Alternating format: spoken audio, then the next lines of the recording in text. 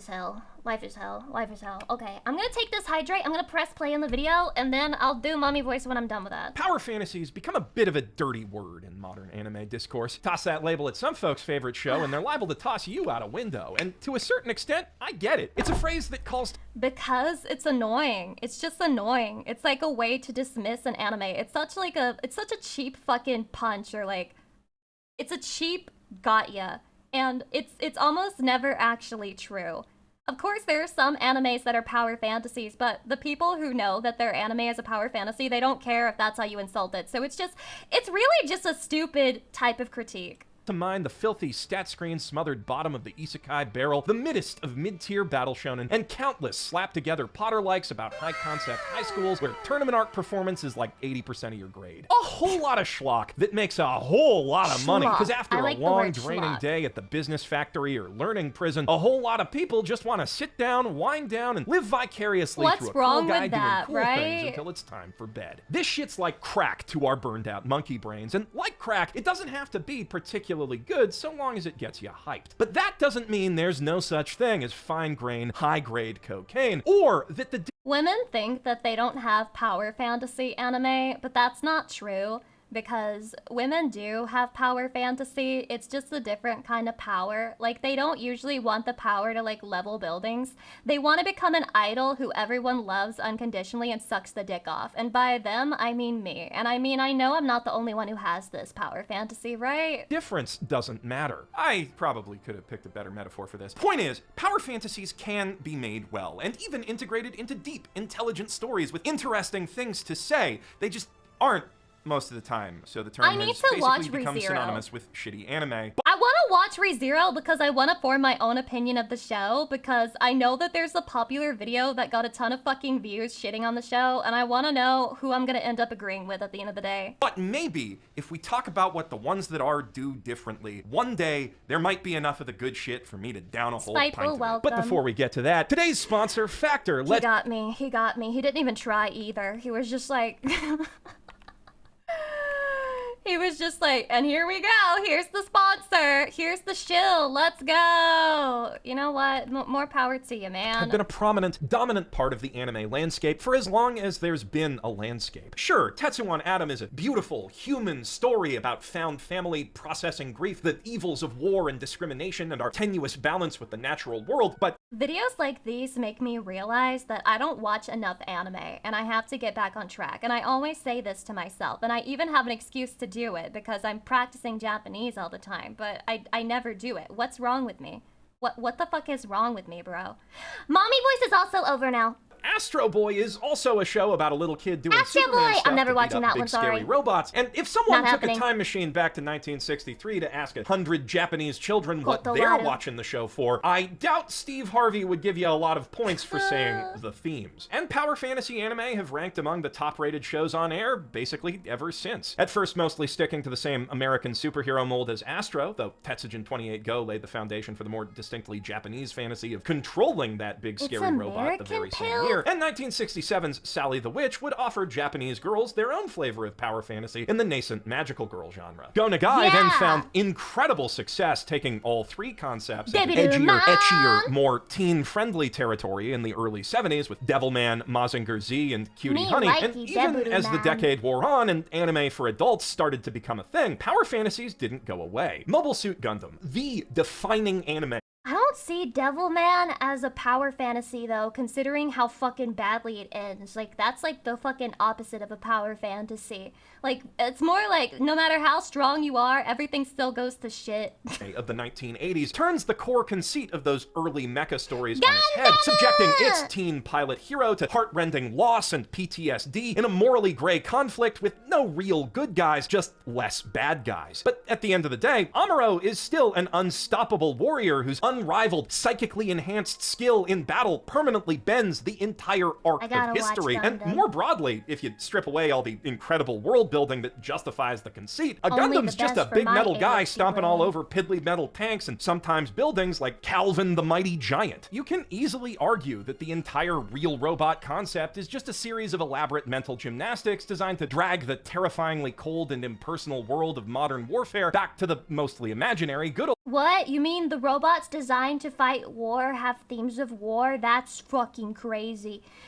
Old days of dueling knights, or more precisely Hydrate, samurai, when a thank few you. really cool... Again, a brief history of power fantasies, and I don't think there's been a single entry where it's like a pure power fantasy, right? Like, all of these have characters who don't get everything handed to them, right? Cool guys could dominate a battlefield. And while the poignant human stories at the core of each Gundam entry are what make them worthwhile works of art, the allure of that slightly more grounded, grown-up fantasy is doubtless what draws many men to these shows at first, as assuredly as it puts butts in seats for every Top Gun. I think we need to start making fun of, like, normie viewers in the same way. Like, oh, you want to watch the new Marvel superhero show? You and your fucking disgusting power fantasies, bro. You just want to feel like you're the superhero, bro. So disgusting. Next thing you're gonna say is that Black Widow is your waifu.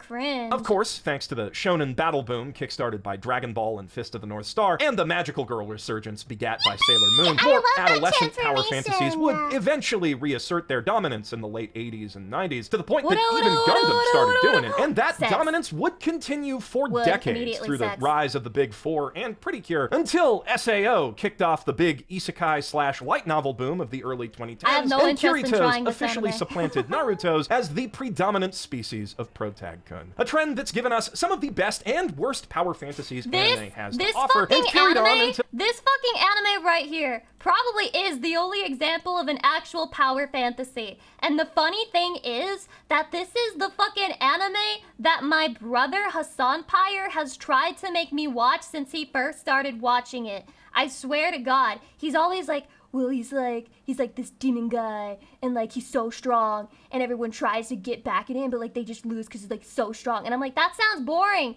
And he's like, no, cause he's so strong. The best and worst power fantasies anime has That's to the offer, only one and I know carried that's on an until accurate right around example now so with far. the wild success of solo leveling, which isn't fundamentally different from all the video gamey isekai and progression fantasy slop that's already flooded the anime market, but the prospect of slapping Sung Jin-woo in the thumbnail for This easy is clicks is solo like half the leveling, reason I'm right? making this video. So it must be doing something right. Actually, I'd argue it does quite a few things right. Better than most video gamey isekai and progression fantasy slop, at least. solo Though it leveling also from does quite a Korea, bit or am I wrong. Given the wrong? title and premise, for instance, you probably wouldn't be surprised to hear that solo leveling is Yes, a prime yet it example became of an the anime. Kirito effect, where the insanely OP Wait, hero wait, gradually wait. overshadows and So they took solo leveling, which was by a Korean author, and then they turned it into an anime with like Japanese voice actors. So, yep. Okay, so it's not a Korean. Okay.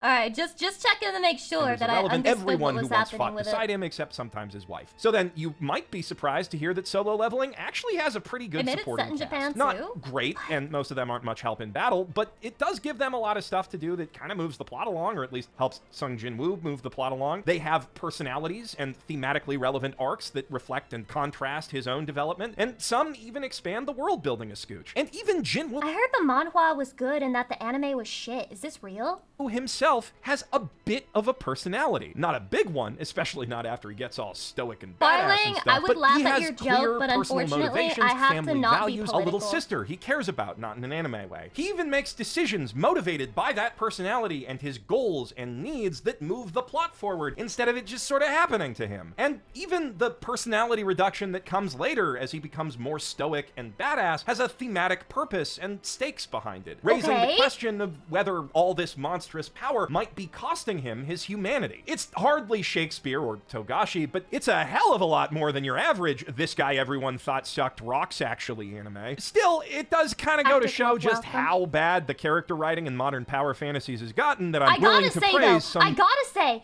every main character always looks like this, right? It's like a guy with short black hair and then like just like dark eyes. Like they all have the same design, don't they? Jin-woo for only being a partial audience insert character. Yeah, For it's almost like it's the normal Asian guy. That's crazy. Guys, no way. Having family-oriented motivations that are merely designed to be as universally relatable as possible, instead of just being an awkward Asian teenager-shaped blank slate who can make nerdy references sometimes. For being surrounded by people who I could actually see being in like an okay K-drama instead of bad carbon copies of the author's top 10 favorite dating sim conquests. Somehow, isekai, and I can't believe it's not isekai writers, have gotten it in their heads that unless a hero looks and acts exactly like a ChatGPT... Wait, hold on. That's literally, hold on. Somehow, isekai, and I can't believe it's not isekai writers, have gotten it in their... That's fucking Gardevoir. That's the Pokemon. Like, they even have the, like...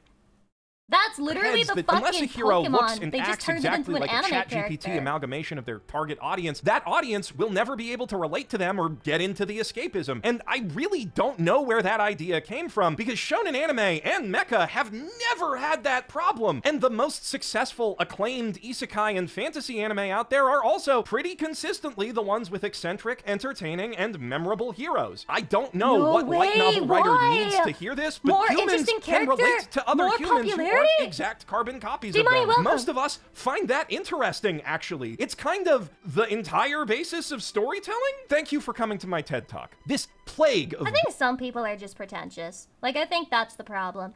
A lot of people who sling the power fantasy thing around are pretentious as fuck, and they think that they're better because they read stories that just have characters that are pieces of shit, and they're like, but guys, they're so complex. But guys, they're so complex. Like, complex doesn't equal compelling. You can make a character complex, and you can also make them boring as shit. Like, it's not one-to-one. Wish fulfillment-driven blank slate characterization unfortunately goes hand in hand with another problem facing modern power fantasies. No one seems to have any fucking patience anymore. Instead of lingering in the early and mid-level adventures, which every RPG player knows are the most fun part of any campaign, too many anime these days are champing at the bit to kit their hero out with endgame gear and spells and send him off to fight God, or at least a super boss or two, before his hometown's even burned all the way down. I think we should save fighting God for JRPGs where you play the game, okay? I don't want them fighting gods in anime. They're taking over my genre.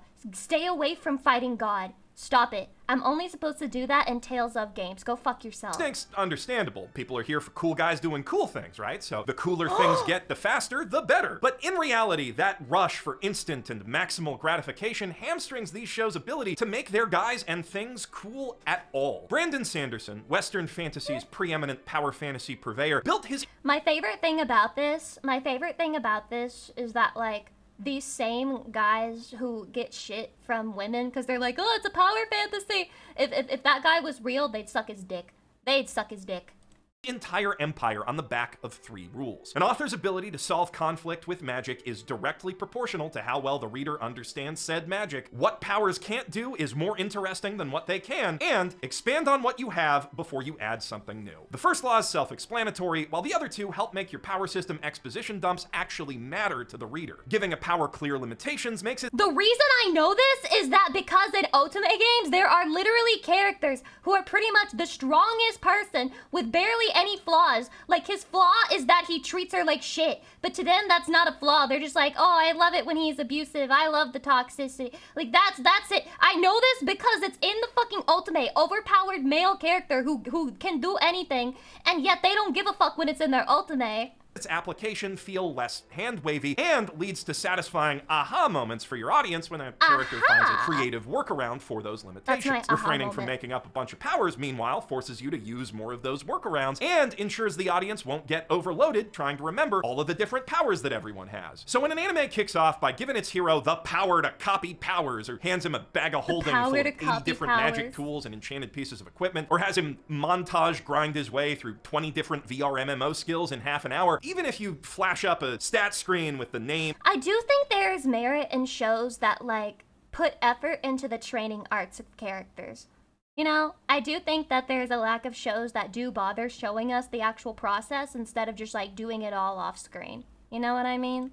And explanation for all of the things that he just got. The only person who will ever remember that is the guy filling out the wiki. You may as well have explained nothing and just given him a magic genie with infinite wishes. Shangri-La Frontier is a great example of how restraint and focus in building your hero's skill set and equipment can pay off. For example, Hunter x Hunter, where they were learning the nen stuff, I found that really entertaining, actually. I did not find it boring. off. But the same copyright trolls who took down Zenshu from the Ones to Watch video this winter are all over that show right now, so I'd rather not risk playing any clips. Solo leveling does a pretty decent job of this too, though. Between the invisibility, buffs and debuffs, enchanted weapons, manifesting those weapons, plus potions and Okay, I'm sorry stuff. for interrupting. I'm sorry. I'll shut up. I swear.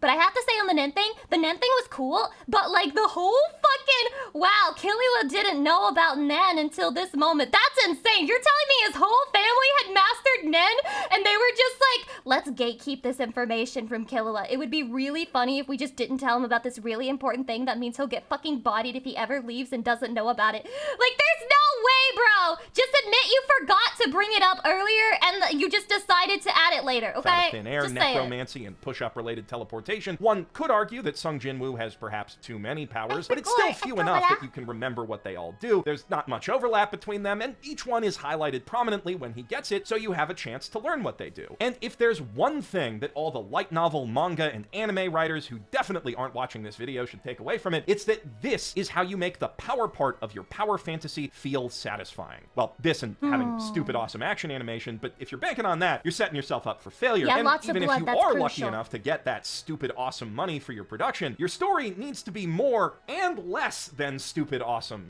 sometimes. Back when I was studying game design at Vancouver Film School, one of the concepts the teachers were keenest to drill into our heads was the interest. We're talking about Longtime game viewers design might now? remember me talking about this at length in my Haikyuu What's in an OP 9 years ago. Better get started on that 10th anniversary video. Anyway, to give you the short version, intense emotions evoked by media only feel as intense as the difference between the thing you're experiencing now and the last thing you experienced. A gunfight breaking out after a tense standoff in a bar, for instance, is gonna feel a lot more exciting than the exact same gunfight following a giant robot beating a kaiju to death. If every scene is 10 out of 10 intense, it feels just as monotonous as every scene being a 1. Steady escalation works a lot better, but after a while that can also get predictable and exhausting. You need to give your audience downtime to process the crazy shit that just happened and reset their calibration for what counts as crazy. Plus, just going straight from 1 to 10 leaves you with a boring intro. Well, so the Siri, optimal taking approach notes. is I'm getting confused because he's like, this is bad, but also this is bad. You also have to do this thing where you're like you and then the audience and then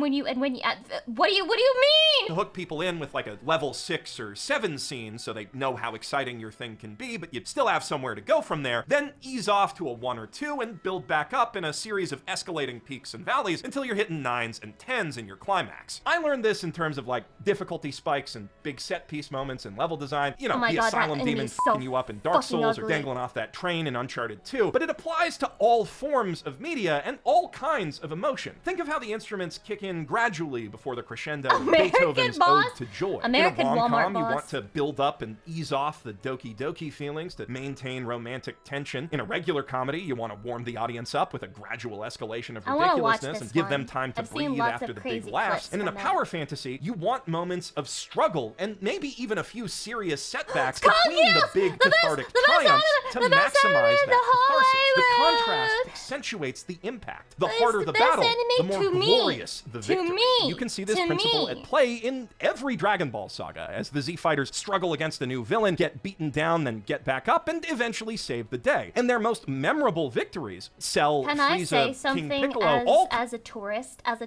to Dragon Ball Z? Okay, here's my tourist take on Dragon Ball Z. They should have ended this series so fucking long ago, because anytime somebody tries to explain to me the current power level of the characters, I'm like, wait, how did they became gods, but then now they're like even bigger than God? Like what? It's like, why are you continuing this? Why are we still going? come on the heels of their most devastating defeats to date. Most One Piece arcs involve a villain smacking Luffy around until he bounces back hard enough to knock them off their high horse, and that's hype as fuck. Hell, Jujutsu Kaisen's heroes lose more often than they win, but when they do win, it blows the roof off the internet. In contrast, so many modern reincarnated in a VR MMO where my off-meta class is actually super OP type things fall flat on their face right out of the gate because they're scared to make an audience that's here to be validated feel bad by kicking their Kirito's ass or letting him fuck up a little first. Even in last year's failure frame, which ostensibly starts with a But I mean, do they really get kickback for that? There's tons of series like that where the main character is portrayed as like a complete pathetic loser, and yet the series becomes popular.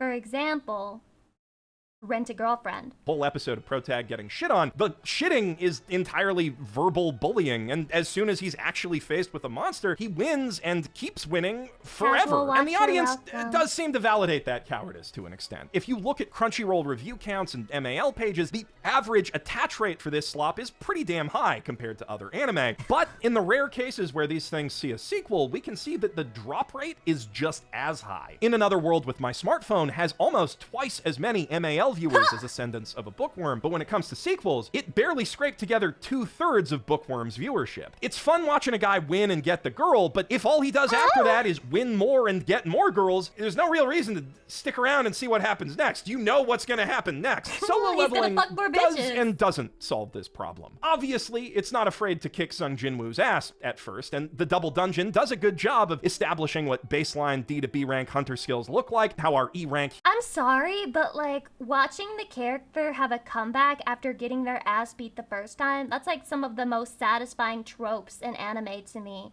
Like watching them get beat the fuck out of them, and then they have to go through some arc, and then they face them again, and we watch them beat the shit out of them. That feels good. Hero fault. Yeah, why is there a hentai goblin in that scene? Because it's appealing to me. It specifically wants me to watch this show. Short of that, and the god tier S+ level threats that he'll eventually rise up to challenge. And after he becomes the solo leveler, the show still does a good job of scaling the bigness and badness of the monsters he faces from episode to episode, mixing up groups of mobs, bosses, and mini-bosses to keep him on his toes. A trend that even carries on into the current season. Last arc, he fought some sentient monsters in an open field, which was scary, and now some different sentient monsters have dragged his party onto their home turf, which is even scarier. There was also a fun little bit before that where he had to stunt on the sentient monsters while staying invisible so the party he was trying to protect wouldn't find out how OP he was, because he was incognito as their pack mule at the time. So they can't know. They can't know how strong I am. He's like the guy in that one picture where standing in the corner holding a fucking drink, and he's like, they don't know I'm OP.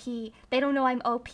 And then everyone's thinking to themselves, like, he thinks we don't know that he just went invisible and kicked everybody's ass. Flawless, Lawless, thank you for the happy anniversary. I appreciate it. Blah, blah. I'm glad you're enjoying your time here. Also, Count Block, welcome. There's even a bit of variety in the challenges the show throws at him, and if we're given credit where it's due, dungeon theming and area layouts also show a lot more variety than, say, Sword Art Online. If this was a video game, I'd say it's pretty well designed, but it's not a video game, so the challenge level only means anything if it actually affects the progression of the plot. And while every other encounter is set up to be like 2 to 3 levels ahead of Sung Jinwoo, so he's got to sweat it out and cheese him a bit to score that clutch victory, instead of just effortlessly raffle stomping everything, every other encounter is set up to be like 2 to 3 levels ahead of him, so he can sweat it out, cheese it a bit, and score a clutch victory. With the fight choreography and the heavy breathing close-ups and the near misses into clever counterattacks and awesome sound effects, the animation certainly captures the aesthetic of a Soulsian struggle battle, but in terms of narrative rhythm, it's more like a level-scaled Elder Scrolls game, where the monsters keep getting tougher, but only exactly as much as the hero does, so the relative intensity of each fight remains basically flat. Except, of course, for that one time, but then he forgot to do his push-ups, so he got sent to the forgot to do push-ups dimension, where he was able to heal up and grind until the enemy was 2 to 3 levels ahead of him, so he could sweat it out, cheese it a bit, and score a clutch victory. And I think that this is the single biggest issue with power fantasies that try to quantify their power levels like some sort of video game. There is a certain crunchy Skinner-Boxian satisfaction in seeing a hero get a little bit objectively stronger every episode because his numbers went up, but the story can only really respond to that by making the numbers of his enemies go also up. It locks you into a linear, vertical progression loop that gives the hero and his foes almost no room for lateral advancement. That is, having the characters master the nuances of powers they already have, instead of just making those powers better. Wait, why do you keep putting your flesh body randomly at points?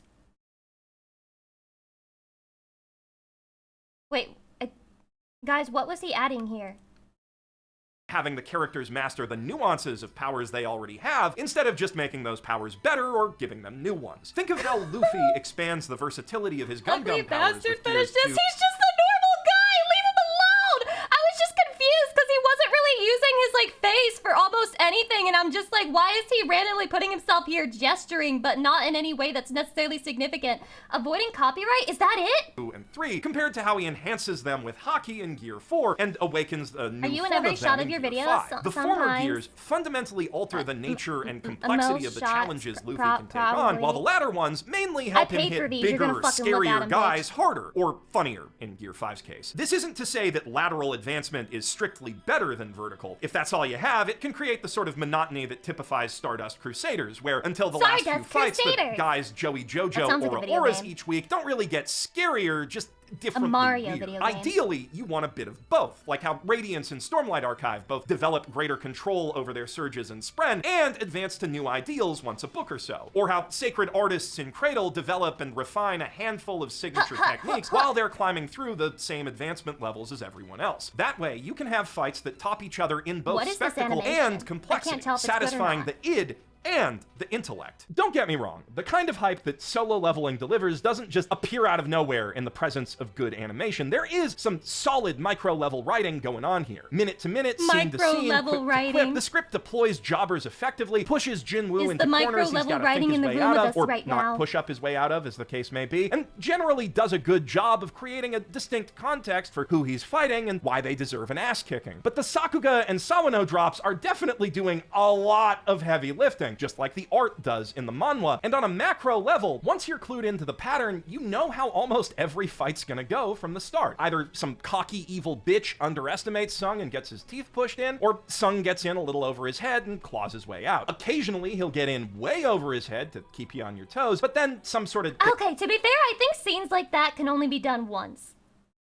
Those can only be done once. If they're done twice, they just get stupid. And it works best on a character where you don't know their power level. So you don't know if the guy making fun of them is right or not. Yeah, nice pause, no dick. No dick. Nothing. It's cut off. He's got nothing, bro. He's got nothing. Not a damn bit of dick in those pants. Deus Ex Machina inevitably saves him at the last second, like in the double dungeon or the push-up stand. And to be fair, that is still more than most light novel shit ever does to mix things up. But to be balanced, it still means that no fight is ever gonna cost Sung Jinwoo anything the audience might really miss, which leaves the fights lacking in bite, even compared to other anime that are frequently criticized for being light on lasting consequences and overly predictable, like Dragon Ball or One Piece. And it's a world apart from genuinely unpredictable power fantasies with heavy stakes and meaningful consequences like Gundam, Hunter x Hunter, Re:Zero, Chainsaw Man, Dan Da Dan, Jujutsu Kaisen. Hunter x Hunter has insane consequences. Like, so much so that I only watched the anime, so I don't know how the manga is doing. But the consequences that Gon goes through for like his OP moment in the show was just insane. I don't think I've ever seen it be that severe in a fucking anime series before. Or FMA. Please note that meaningful consequences doesn't have to mean constant character deaths, just failures that permanently alter the status quo and force the characters to adapt in some way. You know, some hardship to sweeten the victory, which, despite its reputation, One Piece does actually do when circumstances pull the crew apart or pit them against each other, or when they have to leave a friend behind. And while that's usually temporary, the sagas where it lasts a while tend to be held up as the best in the series. Alabasta, Water 7, The Summit War, Dressrosa through Whole Cake Island. Of course, those consequences don't usually hinge on winning or losing one fight, but then One Piece is more of an adventure story with power fantasy elements anyway, where the fights come second to moments of wonder, discovery, and laughter. The sheer length and breadth of the journey goes a long way toward making the predictable results of those fights feel satisfying and earned. And that points to one of the single best things that any writer can do to make their power fantasy more interesting. Okay. Give the hero a goal orthogonal to just getting stronger and beating guys up. If we're 25 minutes in. We're 25 minutes in, and we just approached the most basic tenet of writing a character in general. Give them a goal. Yeah, that is Pikachu. This is crazy. If the cool guy doing cool things isn't the sole focal point of the story, then so long as the bits that are the focal point follow a satisfying progression, like the Wait, what is the lore of this guy? Then so long as the bits that are the focal... Is this guy an American? Why does he look like this? Why does he have, like, generic stereotype American character design in anime? Point follow a satisfying progression, like the blonde romance in with blue Dan Da Dan, eyes. Okay. and also Ari Ferretta. That's the Naruto's escalation brother. of comedy Oh, in One Punch shit! Man, the surrealist horror in Chainsaw Man, the unraveling mystery in FMA, or the character development in Mob Psycho 100, you can get away with eschewing the power curve and making your heroes insanely OP right out of the gate. Or you can even get away with keeping him weak for a good long while, piling horror and misery on him to and past Power his breaking fantasy, point, by the and way. only then giving him any real combat powers when you're building him back up from those shattered pieces. Until eventually Wait, is he's he getting fighting dragons, giving Is he rousing getting NTR'd? What? when you're building him What is this? What is this? Is this cuck fantasy and my ReZero?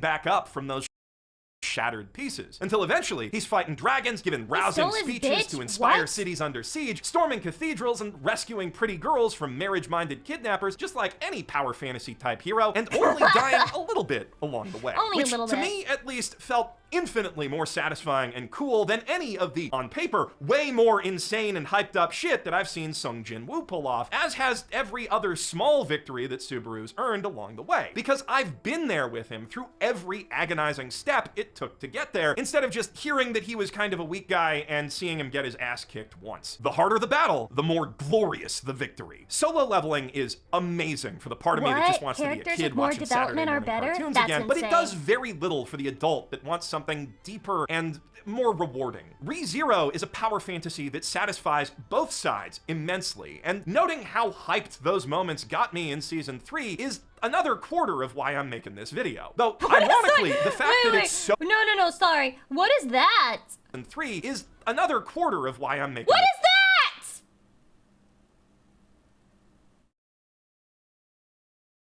Hello?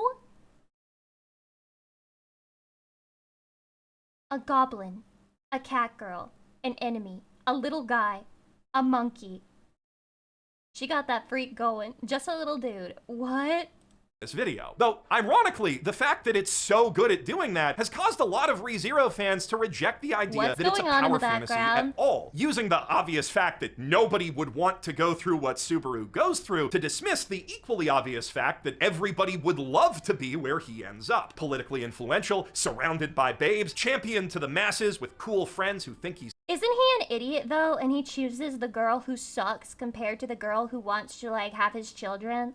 I just know that there's like that one iconic scene where it's like, I love Amelia or whatever, when he has like a babe confessing to him. cool, the best dog, and magic powers. It's still wish fulfillment, just long con wish fulfillment that holds a mirror up to the viewer and makes them take a long, so, like, hard Amelia look gets at better. themselves and what they're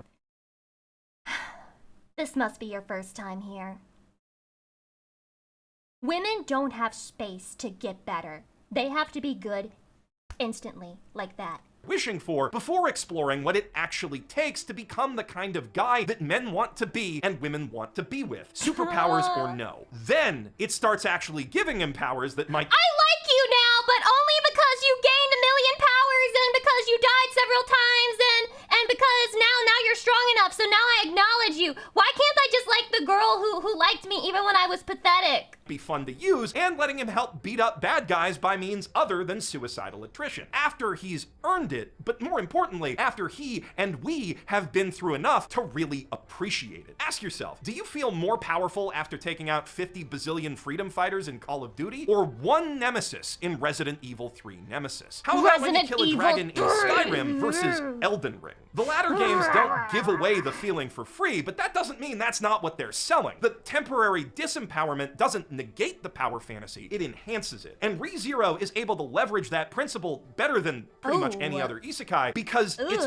more That's a than little just gory. a power fantasy. Because it's got characters worth paying attention to, themes worth exploring, a world worth building, and a whole bunch of existentially terrifying He's shit so to ugly. keep the viewer who comes for the otherworldly power trip and stays for the bloody rug pulls bro, just engaged push until your the power bangs trip down a comes little back. bit. But I'm also, begging you. crucially, it does keep breadcrumbing that viewer along with a little taste of empowerment at the end of basically every arc, so they know where it's His design reminds me of like a Pokemon main character. Like he literally looks like a 12-year-old Pokemon trainer. that you can pick one at the that's beginning of all the game. sweeter for the struggle to get there. Personally, I think it's silly to pretend that's not part of the show's appeal. To be embarrassed about enjoying good power fantasies just because there are so many bad and mediocre ones out there. Or I guess because cathartic empowerment is basic and you're supposed to want more than that from the art you consume. Most genres of fiction are built around a shallow appeal to one of our baser wants. Regular fantasy and sci-fi lets us get away from it all. Romance plays to our desire for connection and affection. Horror tickles our amygdala. And mysteries make us feel like very smart boys who deserve a sticker. Nobody bats an eye when any of those genres produces a fine work of art or people say that they really love them. The base appeal at the heart of a power fantasy may be more appealing than most, but that just means that a good artist can use that appeal to draw an even bigger audience to their good art than they could with one of those other genres. And I do include solo leveling in that good art category. It kind of is Shakespeare in that way. Shakespeare in the context of his own time. When this is a solo leveling video. This his is greatest not about strength power was giving the people this is what about they wanted. solo Though leveling. obviously, I think ReZero is way more Shakespeare. Still, there is something to be said for anime that are simple, satisfying, and pretty to look at. Bitch. I like looking at pretty things, and sometimes not thinking about them too. Even if I did end up clearly thinking way too hard about this particular one. I hope Chatty looks at my pretty that also things, means but that also a bad thinks or about lazy them. artist can pull an outsized audience for their warmed over dog shit just by chasing trends and instantly, endlessly bouncing on their blank slate Kirito's dick. Who is and this guy? The ease with which that can be done basically guarantees that the crack to cocaine ratio in the market will Okay. Mother's Basement or whatever your fucking username is, I have a recommendation for you right now. How about you put the titles of the animes like in a corner somewhere so I can write them down if I decide that I want to look them up later. Because you probably have it in the description, but I don't care. I don't want to fucking click any extra buttons. Just make it instantly in my eyes. Always be lopsided. Also, lots of them just turn out to be lumps of baking soda. And like crack, I have seen it argued that the prevalence of all this slop has a negative effect on society, engendering an attitude that hard work is meaningless, and if you don't have everything that you want just handed to you on a silver platter, you may as well give up, while feeding men's feelings of entitlement and aggression. But like crack, I'd argue that millions of people clamoring for instant simulated social status because they're dissatisfied with life is a symptom, not the disease, and there's definitely worse ways to self-medicate. Like crack, at least with power fantasies. Yeah, sometimes you just want slop. I mean, can we not just acknowledge that slop is slop and say we like our slop? I love my slop. Me like sloppy. There's a chance that craving might— No, hold on. This must be a southern tenement because we have this thing, we call it a sloppy Joe. It's pretty much exactly what you would expect. It's fucking 2 burger buns and then you just shove some nasty fucking oily greasy ass meat in there and you eat it, and that's a sloppy Joe. And is it good for you? No. Is it really pristine? No. Does it have thought put into it? No. But does it taste good? Yes. We love sloppy. It lead you to something like ReZero, Mob Psycho, or Stormlight that can show you a good time and sloppy Joe is disgusting, even bruh. if you just— Guys, I found him. I found the person that we need to kill and then turn him into sloppy Joe. Have a good time for an hour or 6, that's worth a lot in these trying times. And if you're looking for a new good time to enjoy during work or commute time when you can't watch anime, I'd like to once again recommend checking out the Cradle series on audiobook. I had to scrap a longer section on it because I felt like more familiar anime examples would help you guys get my points better, but the last quarter of why I wrote this video is that I got obsessed with these books and binged all of them last year, and I had an absolute blast. For anyone who enjoys Brandon Sanderson, Will White offers similarly great hard magic action wait, at guys, my brain started fucking my brain started fucking zoning out. It's crazy the way that I just fucking immediately go brain dead whenever someone starts shilling. It's crazy. I think that last 30-bit was Kuro no Mao. Damn, you guys know a lot of anime. What is this? I've been waiting for this. What is this, man? What am I doing wrong? What am I doing wrong? Lick it? It got on my foot, not on my hand. Why did I say that? Why did I say that? Why did I say that? I should not have informed you. I should not have informed Chatty of this happening. But that's a cool edit, guys. I really like Persona. I really like Persona. I've been waiting for this. Persona. Chatty, every time they Chatty. Look at my big lips. Look at my large lips. They're so gorgeous. Are the large lips in the room with us right now? Nope, you're just looking at the wrong area! I'm joking. I'm joking. I'm joking. I'm joking. I'm not weird. I'm joking. I'm not weird. I'm joking. Asura, welcome. Hi. Hi. Tell everyone I'm not weird, Asura. Please, please, I'm begging you. I'm begging you. Cool edit, bro. Okay, the hidden cost of long playtimes in modern gaming. I'm interested in this one. I'm interested in this one. Right now, ask yourself, how many games do you currently have that are halfway finished that you tell all of them. All of them. Brutal, Morv, welcome. yourself, yeah, I'll get back to that, knowing fully well you won't, or even worse, games that you'd love to play but have been gathering dust because you literally don't have the time to play them at all. A lot. Yeah, a lot. Hey fellas, it's your friendly neighborhood circle guy, and today I want to jump into what I believe to be a massive contributor to the problem I just mentioned and spout my gaming opinions that absolutely nobody asked for. Charles, bring me my soapbox. It's kind of crazy that like content creation as a job works because somebody pointed out that it's like begging for money on the street while being homeless, which is true, but it gets worse than that because can you imagine not only if it was like a homeless person on the street begging you for money, but also they were like, also, do you want to hear my opinion on gaming? Like, how is this real? I don't think it is necessarily a good thing for every game to try to have hundreds of hours of gameplay. Okay, let me He's right!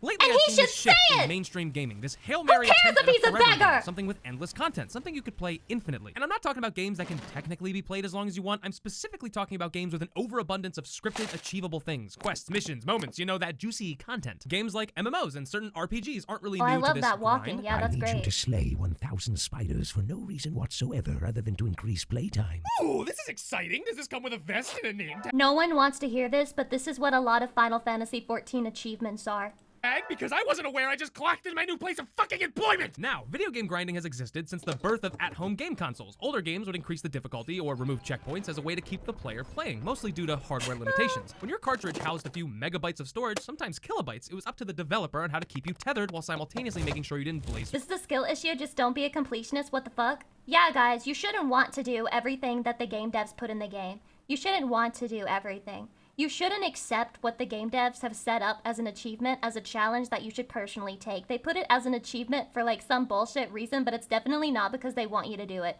It's all your fault. It's all your fault. The game. It was clever, often bullshit, but an understandable practice. This isn't necessarily what I'm getting at here, but it's the foundation of this fabricated playtime that I want to jump into. It matters knowing this, but being able to differentiate this somewhat necessary archaic version and the new abomination we'd later receive. But sure, I get it. We want our games to last a while. We never want fun experiences to end. And on top of that, we also want some bang for our buck. Nothing feels worse than being hyped for a game for months just to have it last a I got some bang for your buck right here. $2.50, sucky sucky. $5 in the hole, 30-second. few hours. But I got some issues I'm with how talking every about single golf. goddamn game is expected to last forever now. Live service games drip feeding their players with season after season of updates, reuse content, weird time-consuming systems where they don't need to be, crafting, True. literally fucking everything. I'm so serious. I'm so fucking serious. If I paid for your game, if I paid for your fucking game, and you have a fucking timer, you have a fucking timer on something? I'm not talking necessarily everything, because there are some situations where it's like, okay, so I have to wait 28 in-game days. If it's a real-life fucking timer, then you should shit yourself right now. Quit it with the fucking crafting! God! And this isn't even the end of it. Even before updates and additional content post-launch, every game is expected to also release with enough content to keep you busy until you're fucking dead. Some of you may think, well, isn't it good to strive for more rather than to settle for less? And that would be the case if it weren't for the glaring fact that this current time-sucking content hellscape is lowering the quality of games across the board consistently. It's Not only true. do so many games try to promise this unobtainable content paradise, but nearly all of them fail when they do. Content gets rushed, recycled, or even cut and resold later on at an additional cost. A finished game filled with a ton of content and Release the game half finished, sell the fix as DLC. Even games that aren't gacha have now found a way of creating a problem and selling the solution. You gotta admire it, baby. That's capitalism at its peak. Launch content on the way being developed during a spike in crunch culture is the single worst recipe an evil witch could brew up in her comically large evil cauldron. What are we making, Master?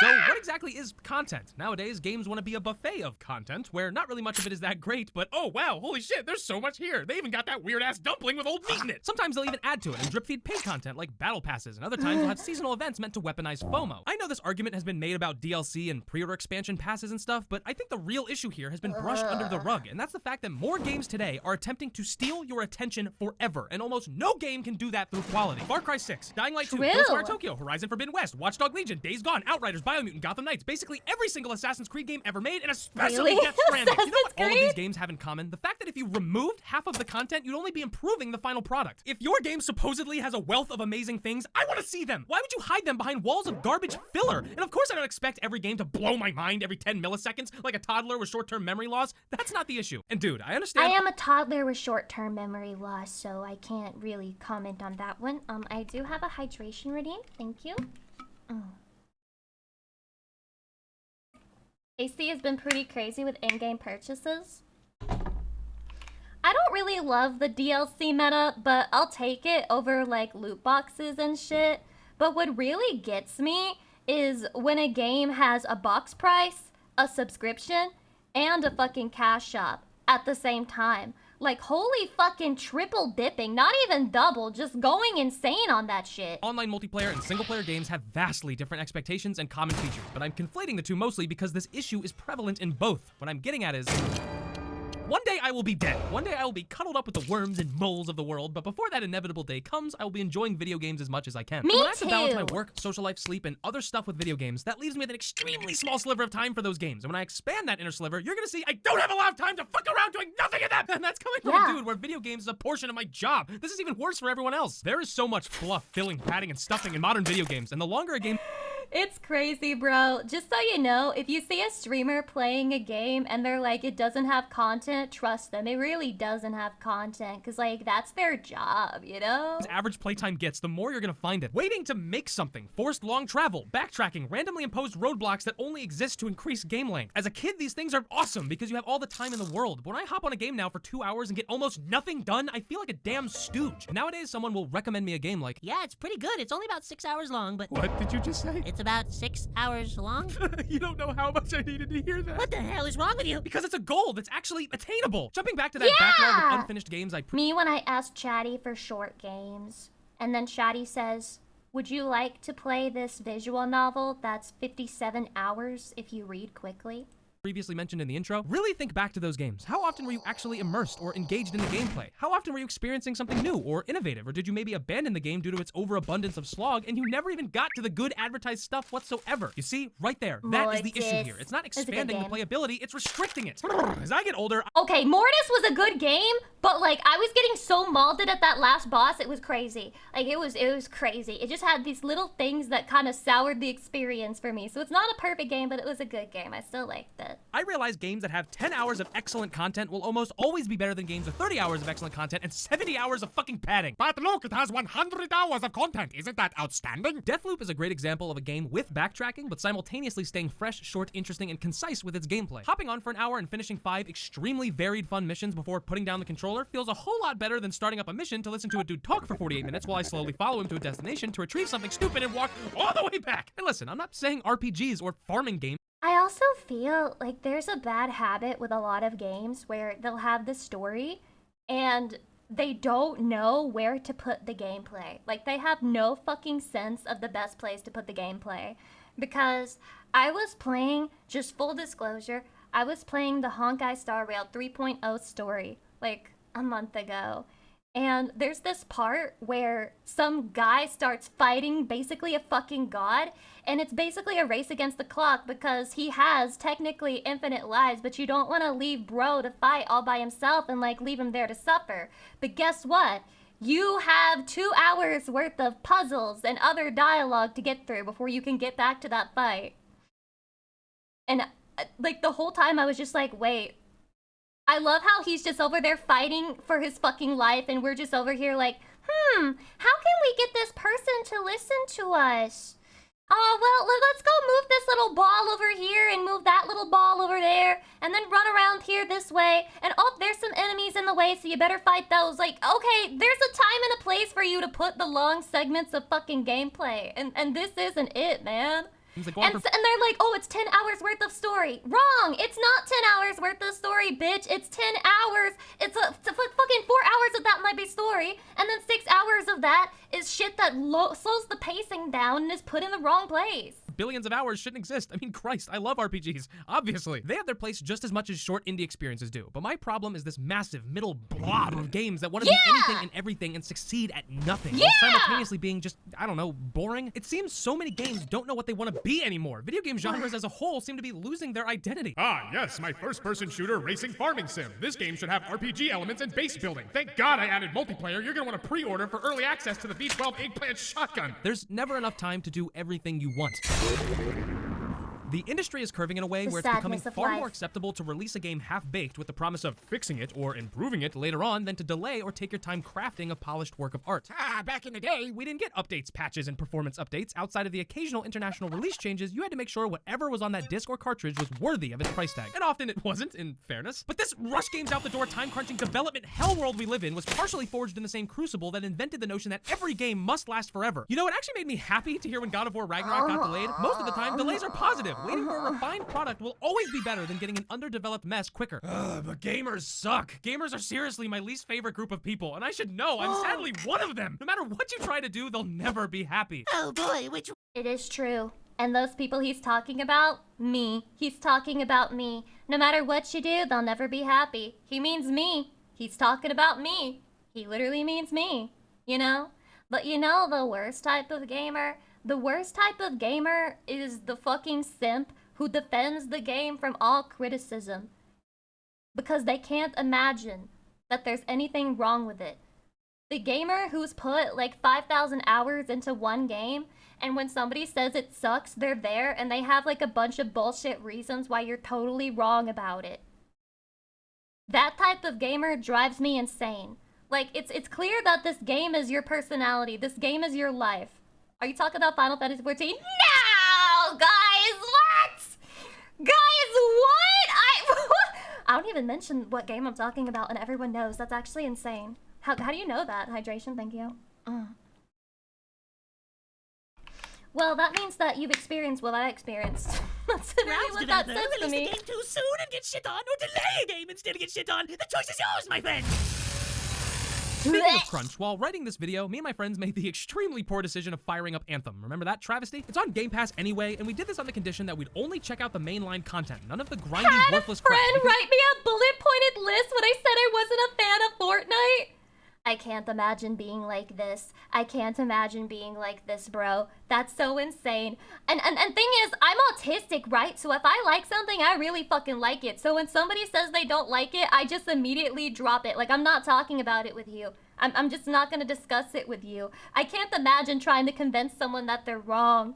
Whoa, I'm not putting in that effort. Yeah, mech suits that fly around controlling the fucking weather is pretty badass. And you know what we learned? The art design is breathtaking. The sound design is superb. The game plays and feels amazing. Everything is snappy and crisp. Just flying around is enjoyable. But you know what isn't enjoyable? The fact that this game went through development hell trying to be a Destiny killer by adding grindy, unintuitive, stupid systems that uproot you from the actual fun moments just to shove some UI disaster or worthless dialogue in your face. Anytime you're caught red-handed having fun, the game forces you to stop everything you're doing so you can go not have fun. Caught red-handed having fun! How dare you, mister! Your job should be playing this game! Clock in, motherfucker! Thank God, fellas, I forgot these games were supposed to make me miserable! What? These types of games hold the concept of end-game content over your head as if you have to sift through the garbage to make it to the real game. But guess what, dipshit? I didn't make it to the end-game content because the base game fucking sucked! Anthem could have been an extremely fun 8 to 10 hour co-op action game, but we just— This is another Final Fantasy 14 thing. I don't care if the end game is good. The fucking base game sucks! couldn't have that, because BioWare was apparently visited by 3 ghosts that night. The ghost of a worthless open world, the ghost of repetitive missions, and the ghost of tedious, stupid crafting! Wait, they're literally talking about Final Fantasy 14. This is insane. What matters at the end of all of this is that we all need to unanimously push for.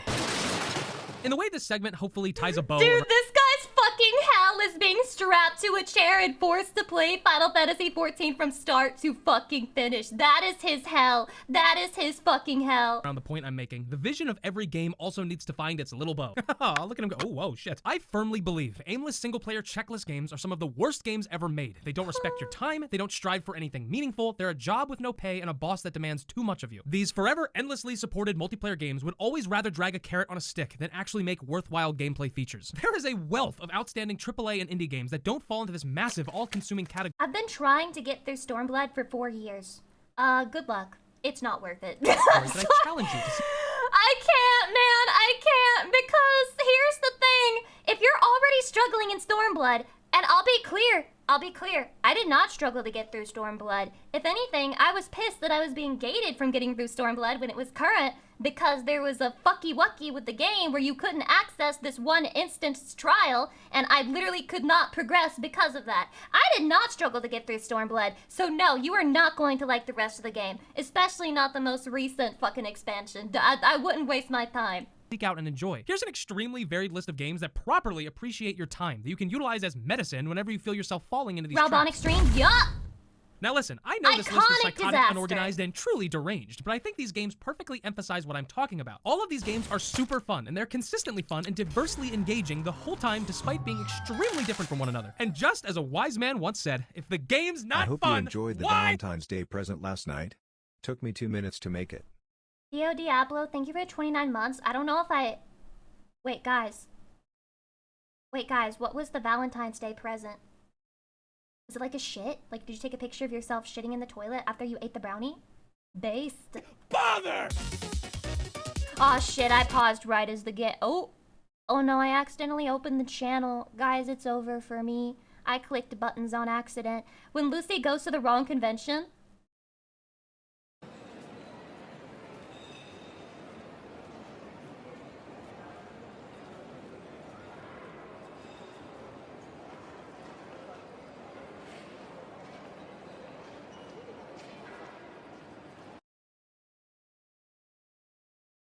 Where was the pissing sound effect?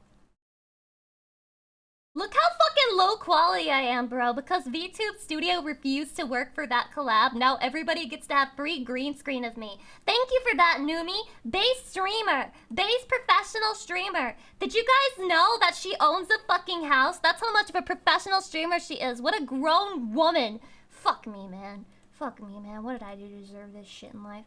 Okay, Curiosity, the app that fooled everyone. I know jack fucking shit about this subject. The Apple App Store. Tens of thousands of various applications, from games to utilities, to those weird, completely pointless ones like the lighter app or the one where it looked like you were drinking a beer whenever you tilted the phone. Are you In the serious? words of That's any so middle-aged tech cringe. I want enthusiast, one. There is an app for everything. Well, back in the ancient year of 2012, the App Your Store was tube. truly thriving. Classics like Draw Something, Instagram, and Angry Birds Space, which was just like the original Funny Bird game, but in space. Here is Pig. Not to mention the classic other Angry Birds was kind of shit. Was that the only one who couldn't get into it? I don't know. It just didn't feel good. gems that were released years prior. So I with the feel App like Store it was relatively boomer new bait. and booming, it was only a matter of time before keen developers were trying to get their piece of the apple pie and become the next big thing.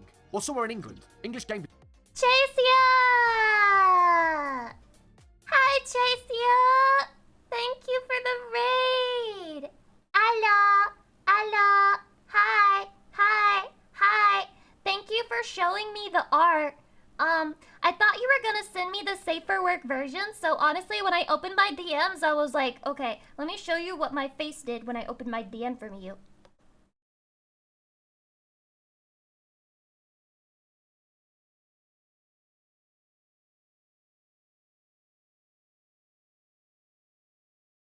And so yeah, that was basically my reaction to that content. But it's crazy good artwork, guys. It's crazy good artworks. You told me to send you. I thought it was gonna be the not safe. I mean the safer. Okay, listen, guys. Do you trust me or do you trust the flesh woman? Who do you trust in this situation? I mean, guys, I'm not gaslighting her. I would never gaslight her like that. Okay. You can if you subscribe to her Patreon. I will allow her to shell her fucking Patreon because she drew me, okay? If you want to see naked Lucy, it's on the Flesh Woman's Patreon. I guess. I trust neither of you, and I'm Shy's mod. Nobody cares about a mod's opinion. This is my new welcome. Designer Peter Molyneux was going to take his piece of the pie, and he was going to eat the shit out of it. Now, some background context on Peter, as he's a pretty integral piece to all of this. The real star of the story. It was the 1980s, and Peter was out selling floppy disks loaded with games for the Atari. Floppy And after disks. enough selling here They're and so there, he quickly cute. discovered Bring it them was back. the games on the discs that was making them sell, Bring and them not back. the discs themselves. So, realising the potential of selling video games in the early 80s, Peter went ahead and made his very own game, The Entrepreneur, a text-based simulation game about running a business, a commentary on large video game companies at the time. Well, Peter was ready. He manually duplicated hundreds of copies onto tapes and advertised the game through a free ad slot in a gaming magazine. He was certain the game was going to take. Dude, speak slower. I'm sorry, Chatty. It's all my fault. I'm the one who made him speak mega fast. Off. In fact, he was so certain he thought his letterbox would be too small for all the envelopes from avid customers. So he quite literally cut a larger letterbox into his door. So with his stock What, ready, real? his advertisement public, and his letterbox enlarged, He's he waited dedicated to the and cause. waited. Finally, the sales figures rolled in. A whopping 2 copies. One of Let's which was from his own mother. Yeah, it was a We all total gotta start flop. So Peter somewhere. did the reasonable thing and went from game designing to selling baked beans in the Middle Baked East with his buddy beans. Les Edgar under the company name Taurus Impex Limited. Now, this name is important because, believe it or not, Commodore International, you know those guys that made computers back in the day, mistook Peter's company, Taurus, Commodore just makes me think of a toilet because of the word commode. for a much larger networking company at the time, Taurus. So during his shipping, unbeknownst to them, Commodore had reached out to Peter and offered to give him 10 free Amiga systems to help port his Wow. networking software. Now, Peter had 2 options. He could be Beans. honest and come clean. Hey guys, I think you've made a mistake. We're Taurus, not Taurus. But then he wouldn't have any free PCs. No one So of cares. course, he accepted all 10 Amiga systems, sacked the baked beans off, and produced a networking software for the Amiga. And even after coming clean to Commodore, they released the software to moderate success. Now, it was the money from this that allowed Peter and Les to start Bullfrog Productions in 1987, and things really took off. After porting Druid 2 Enlightenment to the Amiga, their first real release was Populous, that went on to sell over 4 million copies in And this 1989. has something to do with curiosity. You must see it. It is the greatest game I have ever seen. They also made Populous 2, Theme Park, Wait, Magic Carpet. why does he kind of look like that one guy that people were making documentaries about because of the weird shit he did with child actors? He does look kind of similar, doesn't he? What was that guy's name? I don't know. He was like related to like Dan Schneider. Yeah! Am I crazy? It is the greatest game I have ever seen. They also made Populous 2, Theme Park, Magic Carpet 2, and Dungeon Keeper. Bullfrog Studios was then acquired by EA in 1995, and after a night of drinking with friends, Peter left Ew, is Bullfrog that and piss? founded Lionhead Studios in 1996. Beer They went looks on like to piss, produce, by the way. oh, I don't know, the entire Fable series. They were then Piss. acquired by Big Boy Microsoft, and after the release of Fable: The Journey in 2012, Me Peter left likey Lionhead Fable. to start work at 22 Cans. And it's here that it all went a little bit wrong. 22 cans of beans! So, we're back up to date. It's 2012. The App Store is ripe and ready for the taking. And Peter, with his skills in game design and Middle Eastern bean transport under his belt, has a concept for an app. He's a Something well-rounded big, a man. game of Stop sorts, making fun a of his social bean experiment, company. Played by millions all at once, contributing to one end goal. Well, Peter came up with the idea of a cube. A giant cube made up A of billions giant of tiny cube. cubelets. The idea being that players would slowly chip away at the cube simultaneously over time to remove layers. Well, this idea would go on to become 22 Can's first game, an app named Curiosity. But to remove confusion with the Curiosity That rover sounds that had stupid landed as on Mars a fuck. few months prior, the name was extended. Curiosity. What's inside the cube? And that's what would really matter.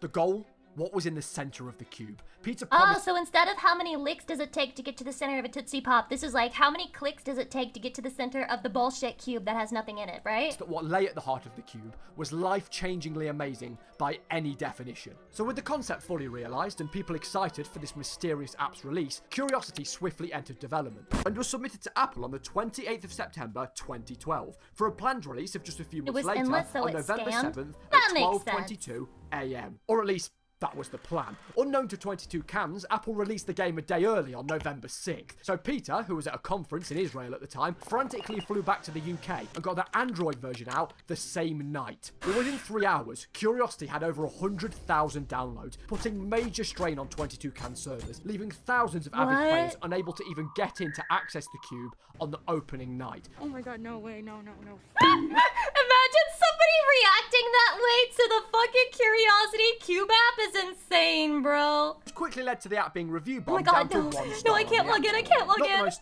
ideal. I can't release. pull for Well, my thankfully, waifu by the cube. morning of the 7th, the initial intended release date, things had somewhat improved. A maximum of 32,000 players could access one server at a time to reduce load. So finally, the ominous black cube was unleashed to the public. And over the next few months, people got to work, frantically tapping away at their phone screens, millions upon millions of individual cubelets being removed every hour. By November 8th, just one day after the planned release, the first layer of the cube is chipped away, consisting of 100,614,152 individual cubelets. 2 days later, on November 10th, layer 2 was gone. By November 25th, 20 days in, 43 layers had been removed. As layer after layer was gradually worked down, And you're telling me it was just a scam because there was nothing in it? Are they really the that cube slowly stupid? started to change and evolve, different colours and images being revealed over time, and strange white text would float around the faces of the cube. After enough Poggers? time, players became inventive, That's using gotta the be a surface joke. of the cube as a canvas of sorts to carve out messages, patterns, or suggestive artwork. Now each cublet you chipped away at would Should've grant had you porn, coins yeah, should've that had could a then dick be in there used and a an Mungus item stick. store of sorts to buy different tools Don't even to think a mine Mungus was a away at the thing, but cube it needed faster. an Mungus Some stick. players even produced manual robots to help mine away at the cube to increase their riches. A small group of die-hard players had racked up a coin count upwards of multiple billions, until 22 Cans had a Jesus major bug Christ. that wiped every single user's coin count in a matter of seconds. In fact, whilst the project had this godlike, mysterious aura around it, behind closed doors, it was far from plain sailing. The server issues from the opening days had only worsened as more players poured onto the app. Developers were pulling 36-hour marathons to try and improve the backend. What? They added a PayPal button to the game to help raise funds for That's server so costs. But after sad! raising $900, it was removed because they didn't feel that $900? it fell in line with the approach 22 Cans wanted. And to make matters even worse, Peter had fallen ill with food poisoning. But this didn't deter anybody. Curiosity was the perfect formula. It was addictive and easy with a basic concept. When you're bored, you boot up the app, chip away a few cubelets here and there, and then move on with your day. But when you had nearly 3 million players with the app downloaded at its peak, it became something of a big deal in 2012. I mean, I genuinely Was remember it? going into school and everyone would be sat tapping away, each player tunneling to be the first to the centre, to be that one individual to break that last singular cublet to I don't claim the remember it either. life-changing prize sealed inside. Well, on the 26th of May 2013, after 6 months, 2,000 layers, and a suspected 69 billion cubelets, it happened. The It cube had happened. finally been completed. Peter announced in a tweet that the experiment had come to an end. One individual had broken One the final winner? cublet, and that That's the winner had insane. been notified. So who was the lucky winner to achieve the feat that no other had? No one. Well, it was No one. 18-year-old No Ed- one, wasn't it? It was a fake person? Edinburgh resident Brian Henderson. The alert flashed up within Brian's Curiosity app, congratulating him, along with a 22 Cans contact email address. Brian had done it. He was the only one to reach the true centre of the cube and receive the life-changing prize at the heart of the entire experiment. What was this miracle gift that Peter had promised? Millions of dollars? A contract of sorts? A business proposition, maybe? While people continued to speculate about the contents of the cube. What's in the fucking until cube? later that day, a YouTube Wait, video no, was no, uploaded no, to no, the no. 20 Hold on, I gotta read those. What did he win? What's in the fucking cube, you hype monster son of a bitch? That'd be contents of me. the cube.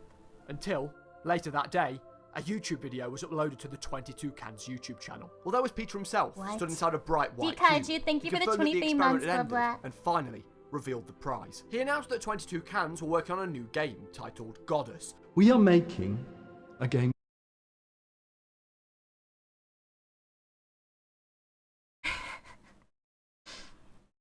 You finished product. What is your reward? Next product. Ah! Called Goddess. A sandbox village building God game where you played as God. And he explained that whoever reached the centre of the cube will be rewarded with the God of Gods role within the game. You, Are you kidding me? the person who would reach the center, will be the god of all people that are I playing can't. Goddess. I Along with a can't. I percentage of all can't. of Goddess's total revenue. Every time people spend money on Goddess, you will get a small piece of that pie. Now, from what I understand, this God of Gods role was part of the multiplayer But what if you fucking hate the game? Like, what if you fucking hate the game? What if you hate it?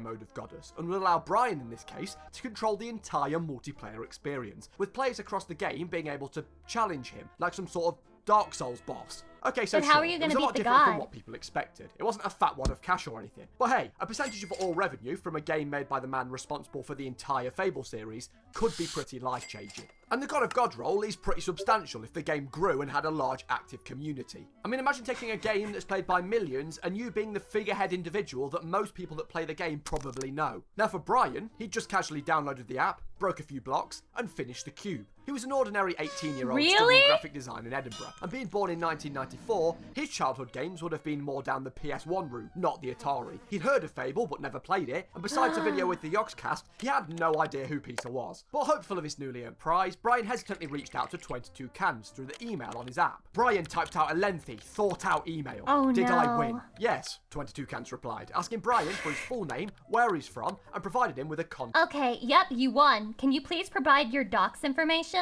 phone number. According to an interview with Eurogamer, Brian was pretty casual about the whole thing. I mean, it had come out of nowhere, really. But the idea of a large sum of cash off a huge game was a pretty exciting prospect for an 18-year-old. Brian recalled being swarmed with interviews by media outlets and receiving Because thousands you of new Twitter fucking followers sent off the out back your of the news. docs He received a text info from Peter, writing, if God is this successful, guy. you're gonna have an amazing year. Probably sold your data immediately. He was just like, I'm gonna make a pretty penny off this.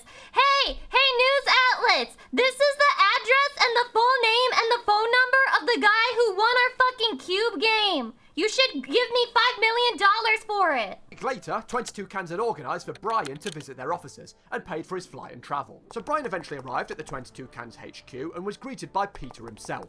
Now this was big. This was the day that Brian's life would change forever. He was going to sign a contract that would potentially grant him hundreds of thousands, maybe millions of dollars. Not to mention that God of God's role. Or at least, that's what should have happened. Instead, Brian was placed in front of an early, half-finished, rough model of Goddess with basic Wait. functionality. Okay, I think I misunderstood earlier. So the proposition is not that he will get items in game whenever somebody like purchases an item. Like say somebody purchases 10 dicks in a bag, he gets like 10% of that, so he gets 1 dick in a bag, like in his bank or some shit. It was real money? It was real money? Okay. And ended up sitting Now there I for 3 understand. hours straight, until it started to get dark. Until he was eventually taken into a side room. Finally, there it was. The contract. What all of this was for. One singular pen stroke and Brian's life would be changed forever. But what exactly was the percentage cut of revenue that Brian would receive? 10%? 15%? 20%? 1%. 0.0001. Brian was legally promised 1% of all revenue from Goddess, and that almighty God of God's role, well, the multiplayer mode hadn't even been developed. I mean, to be fair though, if the game had done really well, like fucking Fortnite or some shit like that, you'd be set for life, you know? Yet. And thanks to the wording of the contract, nothing actually stated that 22 Cans had to deliver on their promises to Brian. Of But it course, was a somewhat shit, deflated right? Brian So signed obviously regardless. I mean, not. what did he really have to lose? Then to round the night off, 22 Cans took him to a local pub, where they apparently had their backs to him the entire night, until staff member Tony That's brought over rough, some buddy. Jägermeister. Peter didn't even turn up to the pub in the end, and caught a flight to a games convention. I mean, that's exactly what you want from Thanks. a life-changing prize. 3 straight hours on a half-produced game, a slither of the revenue, and a Jaeger bomb from a middle-aged game developer. It wasn't all doom and gloom though, because Brian was sent home with a signed poster and the t-shirt. Yeah, that's crazy. After his visit to their offices, Brian would repeatedly email the 22 Cans team, just to try and get some sort of idea on what was happening. the logo Weeks turned into sucks. months, and after a year of regular emails, Brian lost hope. Goddess had It's launched on over. Steam Early They Access by scammed this you. point, They and they'd even announced scammed you. Hub World, the multiplayer feature of the game that would theoretically implement Brian's God of God's role. Brian did eventually receive an email from 22 Cans financial chief, Peter Murphy. Not to When? be confused with Peter Molyneux.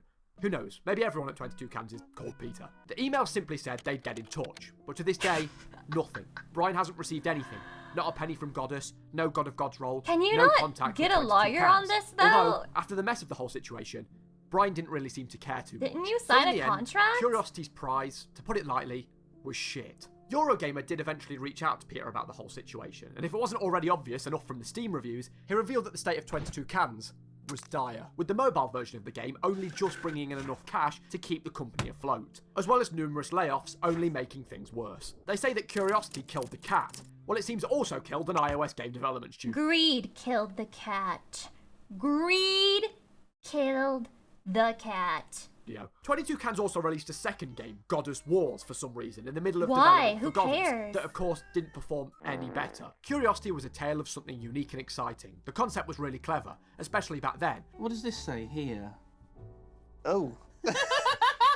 And it'll always be an interesting memory in the back of my head. But Peter, of course, grossly overpromised on the prize, and it all fell apart. Peter has kind of made a name for himself in the gaming industry when it comes to false promises at this. Saying certain features will be in his games. Polishing those features much more than we've polished anything before. This the greatest is a role-playing game scam master, Getting a fans con excited to build artist. hype, then the game's releasing with said features seemingly missing. And I found a glitch in the game. I found a glitch in the game.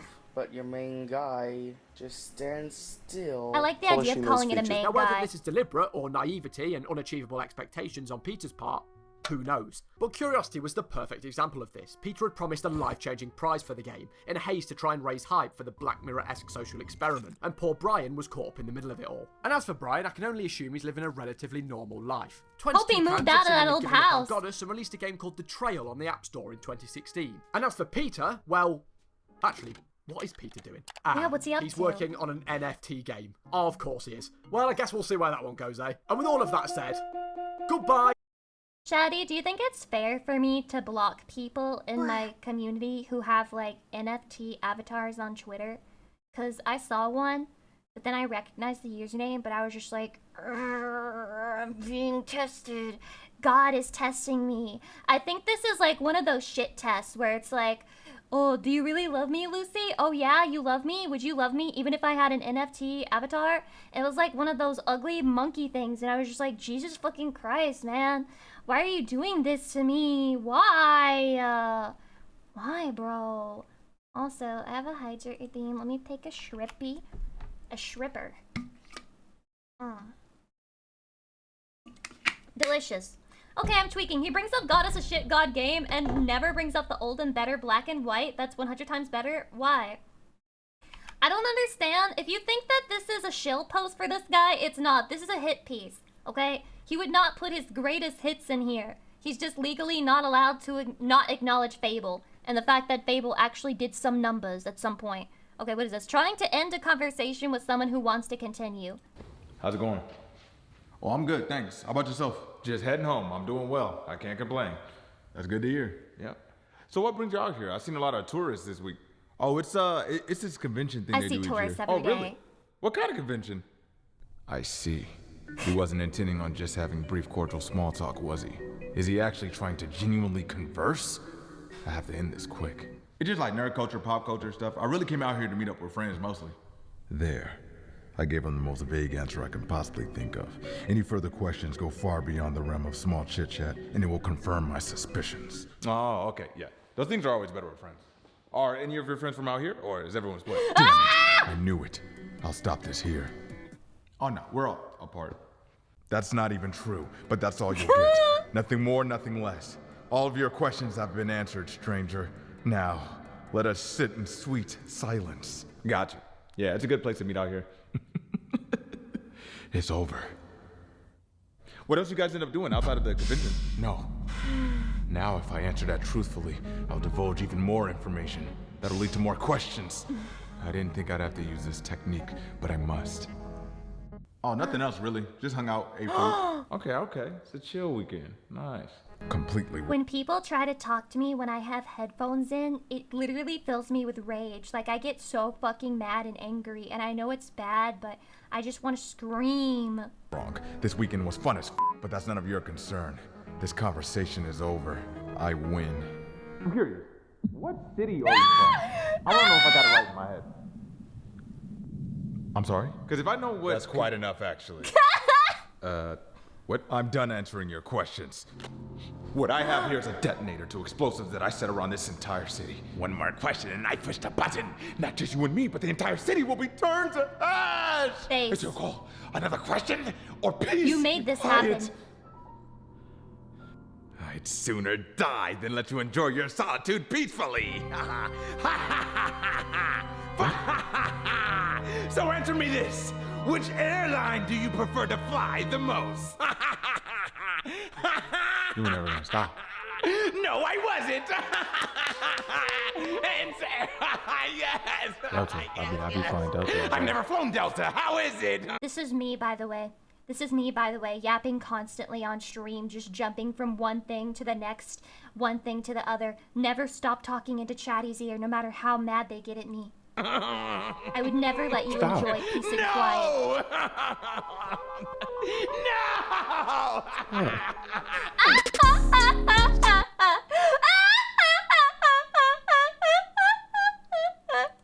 Is that another hydration? Dude, I'm gonna piss my pants. Stop it. Ugh. No more hydrations. I don't want to pee my pants. Joke's on you. We adore Lucy. Would you still adore me if I was loud and annoying? What is this? Happy? Oh, this is so cute. Oh my god, Lucy, kawaii ne. Necrodius, welcome. Kawaii. It's not like I want you to like my brownies or anything. It's not like I even care. It's just they're here, so if you want them, you can have them or whatever, I guess. Like it's fine, whatever. Doesn't really matter to me, but I'm just gonna leave them here for now, okay? I'm just gonna leave them right there, and you can have as many of them as you want. Yeah. Okay. So I'm just gonna go. It's so cute. Oh my god. Thank you, Iwatobi. Kawaii. Thank you. Remix on fire. Thank you for the 3 months as well. I appreciate it. Lucy Pyre sexy back. AMV. Yet again demonetized. Come in, girl. Go ahead, get on with it. Go ahead, be gone with it. Yes, thank you. Kawaii. Kawaii. What was that beat part though? Like, what was that? I found that part a little bit confounding, a bit of a mystery I'm going to have to unravel in my own head thinking about it. But thank you, that was so kawaii-ne. Okay, this is relevant to me. It says, I spent a year trying to cure VR sickness. That's why I don't do VR as much. I love VR games. I love how cool they make me feel. I love the potential they have to elevate this medium. Cool? I just have they make me feel like Thing is, if I'm in full control of my emotions and environment, I am completely fine. But the moment the world begins to move and I'm physically not moving with it, no thanks. I've been able to make it all these years because of accessible options like teleportation movement. In fact, that's how I played all the way through Resident Evil 4 VR and reviewed it. You know what? I had a great time. I loved every single second of it. I want to do the VR experience where they like strap you into this thing that like simulates movement on your body, and then I will like it. I think then I will like it. So much so that I gave that game a 9 out of 10.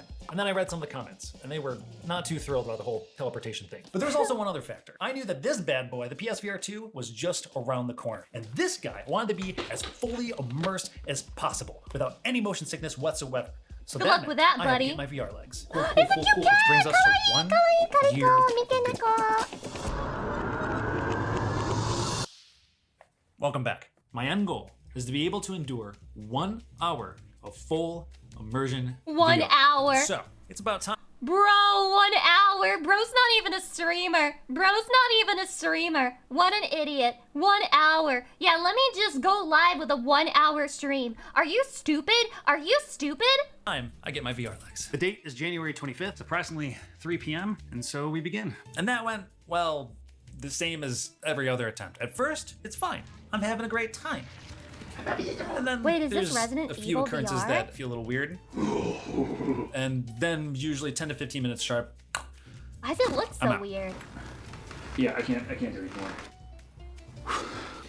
That's fine. It's okay. Do a quick search, and you'll find that everyone's got their own solution to overcome the ever dreadful VR sickness. So for yeah, they me, got fans as someone and who's shit. starting at square one, what do I have to lose other than to try them all? And the first method on the list is a pretty popular one that seems pretty simple. Waving arms. What is your advice to overcome motion sickness in VR, if you have any? So when I started playing VR, I got really motion sick too. I'd get those like hot flashes and I get sweaty and I feel nauseous. The game that sort of knocked me out of that loop is called Hot Dogs, Horseshoes, and Hand Grenades. There's a mode of movement called Arm Swinger, where you literally have to hold. Okay, those of you calling him a pussy are insane. Like, actually insane. Okay? Because I have to tell you something. The reason that I was able to last in VR chat at all is because I would have the camera in front of my face, which would distract me from the fact that it's technically first-person view. If I'm doing VR chat in first-person view and I don't have the camera in front of me to distract me, I get sick way faster. Hold a button on each controller, and the more you swing your arms, the faster you'll go.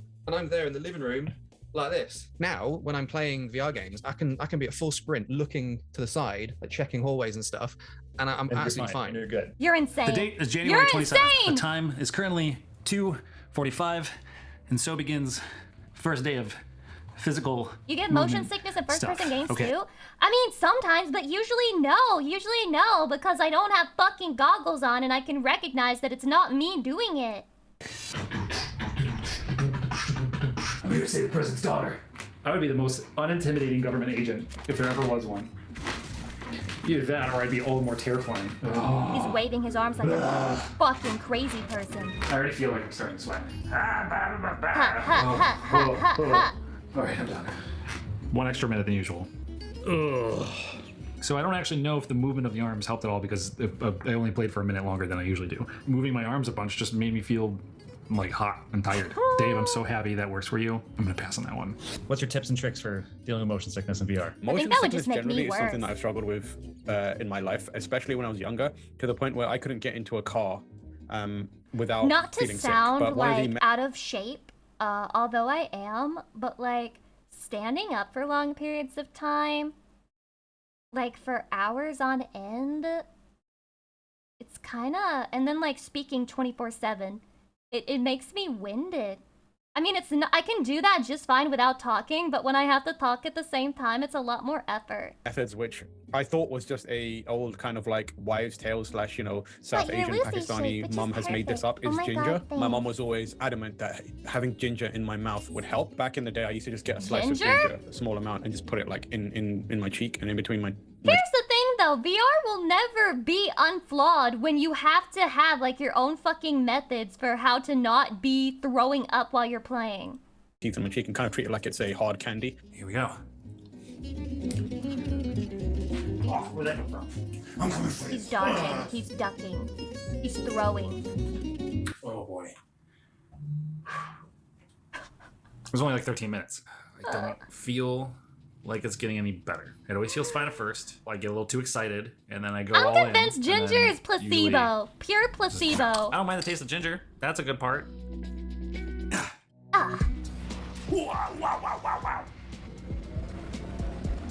Oh Jesus. Yeah, the cat doesn't give a fuck. That's 22 minutes. That's the best I've ever done. 22 minutes. I know. It sucks. It's so fat. It's so fat. It's so fat. I thought my cat was a fat whore. You know what? I did say this, but before the stream, I was making fun of my cat because she's just sitting on the couch being asleep. And I said, you really think, like, I'm gonna tolerate you continuing to be a fat, lazy bitch around this fucking apartment? Don't pay no rent. Don't do nothing. All you do is you come to me while I'm streaming and you interrupt me and you scream at me. You need to start pulling your own fucking weight. And I mean literally, you fat whore. She's not fat. She's not fat. I don't overfeed my kitty, actually. I'm a good cat owner. And the doctor, the pet doctor said she's super healthy. Just a little stinky, just like her owner. I've set a record time of being in VR for 32 How minutes. does one strip in VR chat if they get sick while playing? Just about fine. After over a You week of take trying the these headset methods off. day after day, I eventually felt as though I got my VR legs. And you know what? I'm not actually sure I got them because of any of these methods or if it was just exposure therapy by just doing it over and over and over again. Going cold turkey. And pushing myself to just do it a little longer every single time. I'm not sure, man. I'm not sure. Can people who have motion sickness while in cars just, quote, deal with it? Because that feels like it wouldn't be a thing. No sickness. Nothing. It's been like 30 minutes. And I'm fine. From that moment on, I was finally able to experience a bunch more games that I couldn't endure before. Games that didn't even have teleportation movement. I already felt like a badass VR dude before, but now I felt exactly the same, but I could move around. I felt like I had done it. So here we are, 1 year later. And guess what? I still got motion sick. But I still love VR. Okay, so basically what you're saying is that it doesn't work. Convince myself that if I was able I'm to put just myself through this cucked. test, if I was able to I overcome have motion pussy sickness, and brain go that full can't motion, do move around VR. with an analog stick, that I would be all the much more immersed. And you know what? It does not matter. Is this not a man that looks completely immersed? If you hadn't seen what I was playing, it wouldn't have mattered. I was having a good time.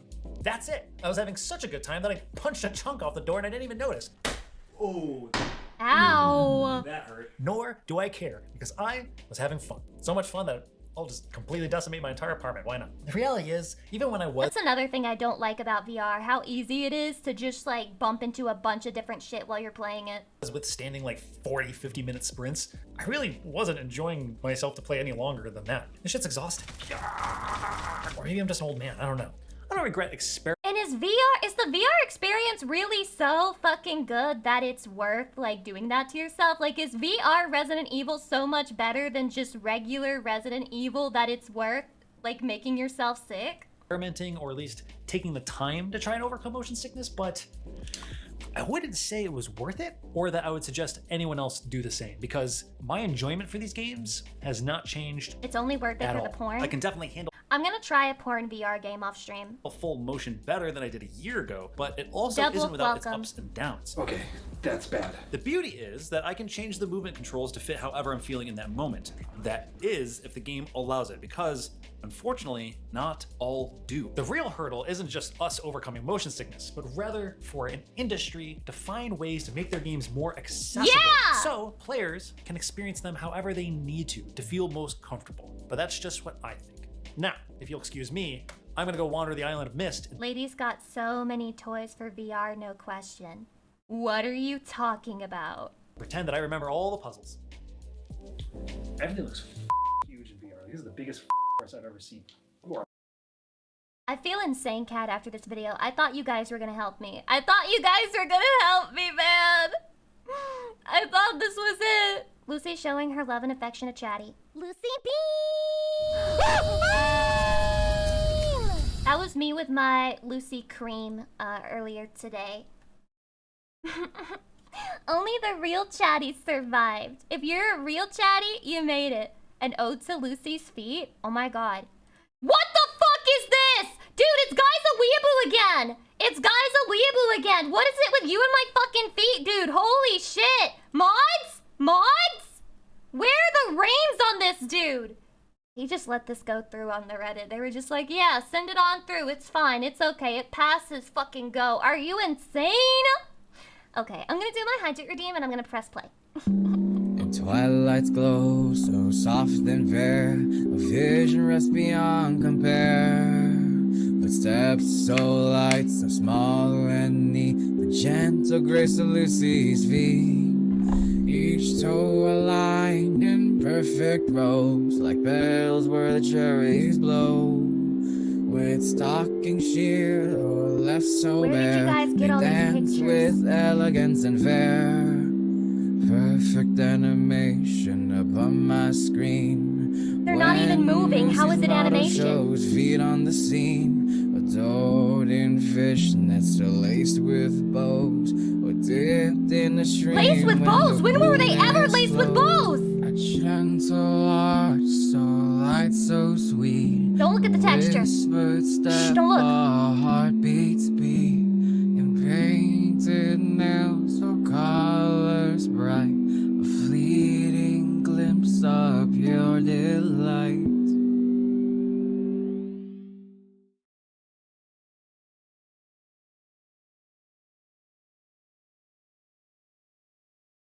I'm never letting y'all cook again.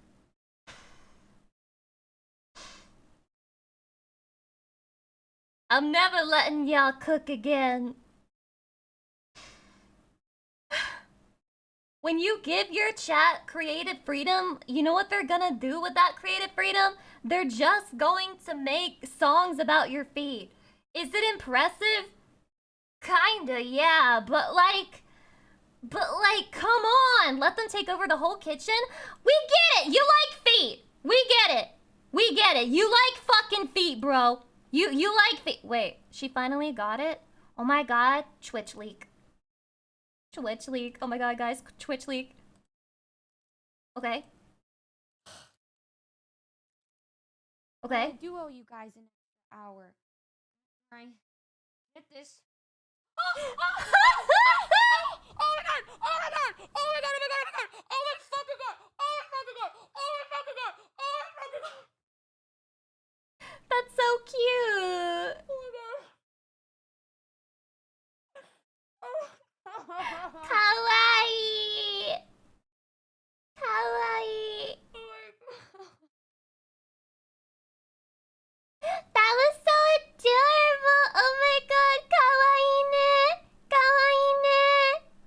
Congratulations, Noomy! How many fucking boxes did you get GamerSupps to send you for free, huh, you greedy whore? Grim, welcome, hi. They haven't sent me any new ones, and I'm missing tons of my friends. Hey, GamerSupps, where are my fucking boxes at? Where are my boxes at? I'm missing them. I don't have any. I don't have any. She spent like $3K? What? She bought them? No, she didn't. No, she didn't. No, she didn't. No, she didn't. No, she didn't. No, she didn't. No, she didn't. That didn't happen. That didn't happen. You're lying. You're lying. This is a good video. Chat, I'm gonna be real with you. I don't know if I'm gonna watch all of it. This is fucking long. This is so goddamn long. It's insane. But I'll give it a try. I'll give it a try, okay? Let's see Paul Allen's card. Apparently these are British guys, so... Y'all really testing me. You're mixing up Japan and then British guys together. You're making me question a lot of things. I don't know. I don't know how to feel right now. So today, guys, we're going to Tokyo's largest desert island. There's just two problems. Number one, to get there, we have to go by plane. Oshima I really don't Island. like flying, especially given we're going on the ricketiest Indiana Jones. Wait, is that just island? Shima means island in fucking Is that just island? Plane there is. Number two, worst of all, coming Oshima with us on this Shima! trip is here. Why would you want friends to come on with this trip? Come on, it'll be fun, friends, eh? Well, wacky weekend, let's do it. Wacky weekend. Wish us luck. No, it's big island, then it's Oshima. So I've got an app on my phone called Am I Going Down? That tells you your odds of dying. Right, you like Haneda Airport, British Airways. Oh, London, odds of you've dying. got a 1 in a million chance. I bet that app's gotten real scary lately. I bet that app's gotten kind of insane. To find this airport, Chofu Airport, nothing. I tried to find this plane, nothing. I tried to find the airline, not even on the app. Because nothing's ever happened. It's gonna be fine, don't worry. Alright, it's only 30 minutes. I'm more worried about being roasted alive. This is the Is it smallest that plane hot I've ever there? been on, and there's just no aircon, and it's like 40 Yeah, degrees you're outside. dead. I think half of us are gonna make it. Yeah, you're dead as fuck. The temperature is so... Who is that? Wait, who's the guy in the back with that face?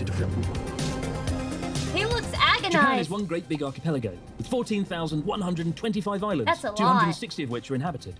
Many of these islands live out a mysterious existence and have their own unique identities, cultures, and ways of life. And yet, one of the most overlooked is actually Tokyo's biggest island. In just a 30-minute flight, you can be transported from the concrete heart of the world's largest city to the luscious subtropical volcanic island of Oshima. Where no one will find Despite your feeling dead like body. a world away from Tokyo, it's part of the Izu Island chain that stretches out. That must be why there's a lot of like stuck on an island type of stories and Japanese visual novels. I had no idea they had 14 fucking thousand. That's an insane amount of islands. Far into the Pacific. Oshima is still technically part of Tokyo Prefecture. Having recently befriended an English teacher living on Oshima, I figured the time had come to go and see what island life is actually like, while all the while accompanied by my personal bodyguard and physician, Sea Dog VA. Why do I have to go first? Coming up on Why Wacky would you Weekend, hire we'll a meet the British locals and person take to a be a peek inside an bodyguard? English teacher's apartment. Traverse the largest black sand desert in all of Japan. We'll get trapped in an abandoned school, absolutely crawling with massive huntsman spiders. Oh, God, Jesus there's a giant spider. Christ. Why are we here? No! What's the point of this? This isn't Wacky Weekend. This is wacky shit. And get stuck into a local festival with some truly horrific dancing to show for it.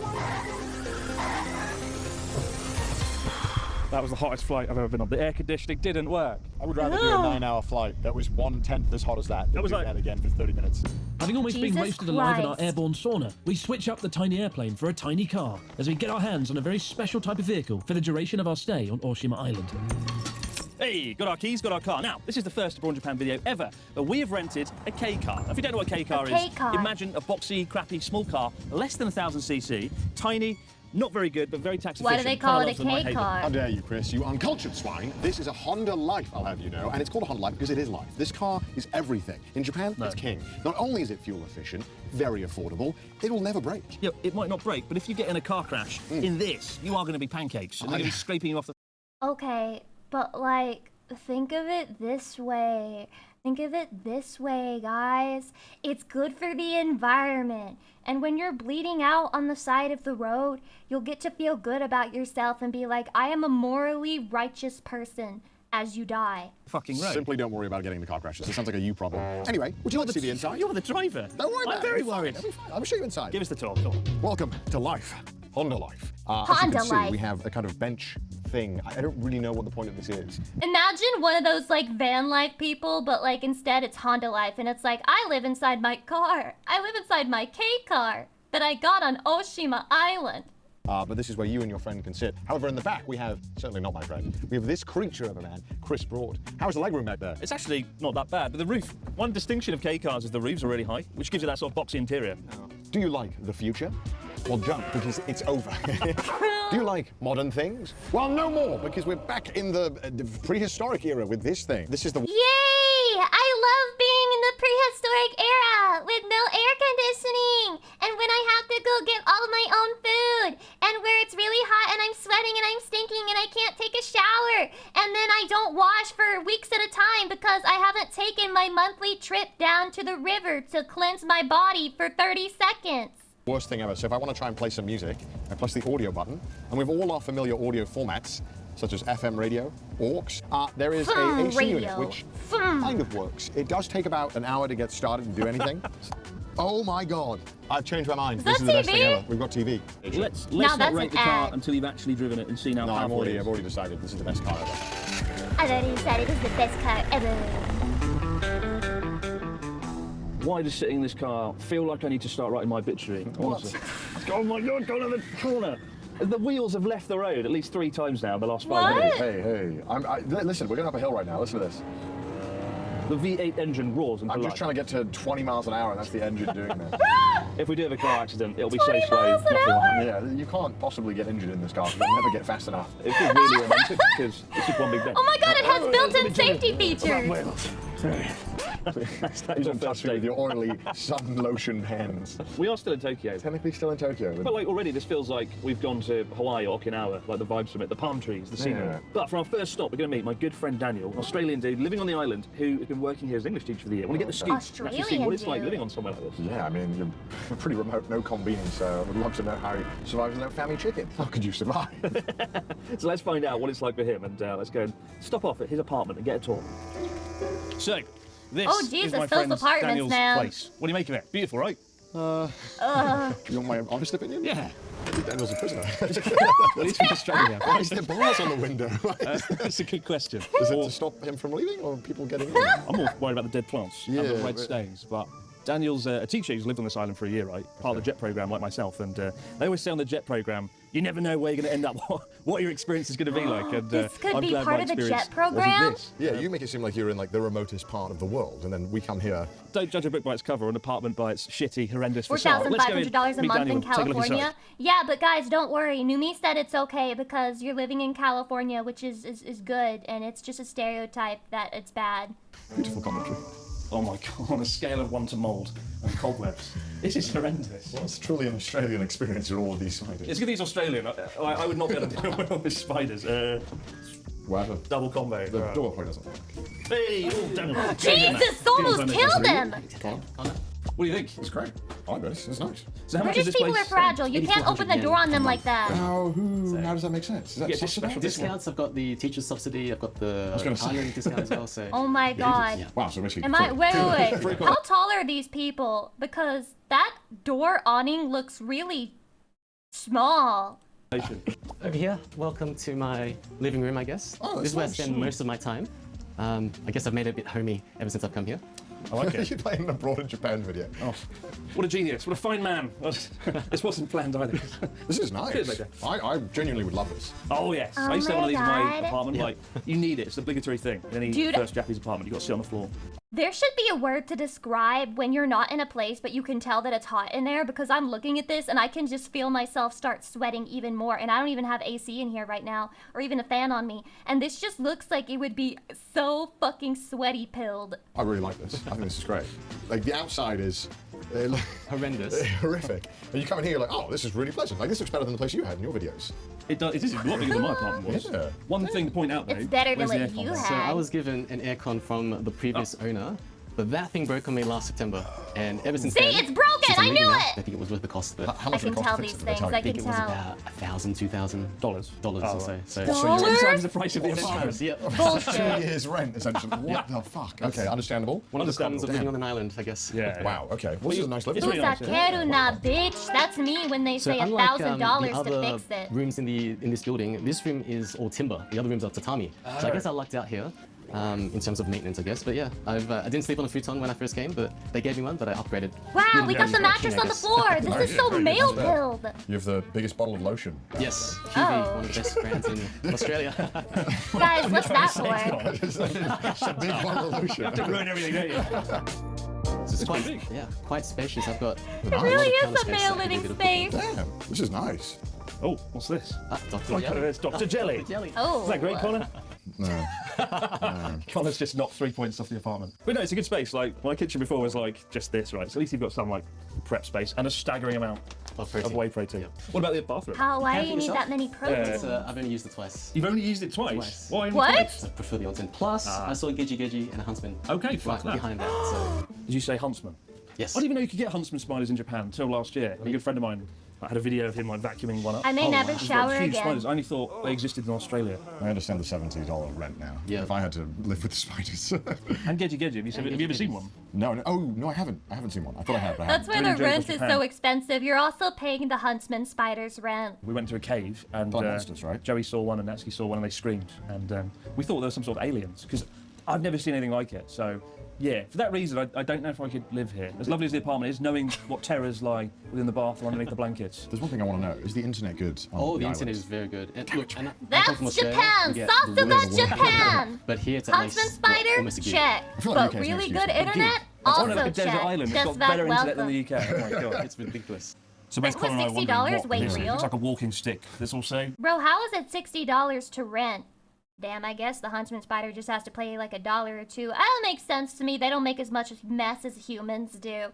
But how does the air conditioning cost $1,000 to $2,000 fucking dollars and the rent is $60? A musical instrument. What's this, Daniel? So this is called a shakuhachi. Oh, shakuhachi. It's one of the, I guess, bamboo instruments of Japan, native instrument.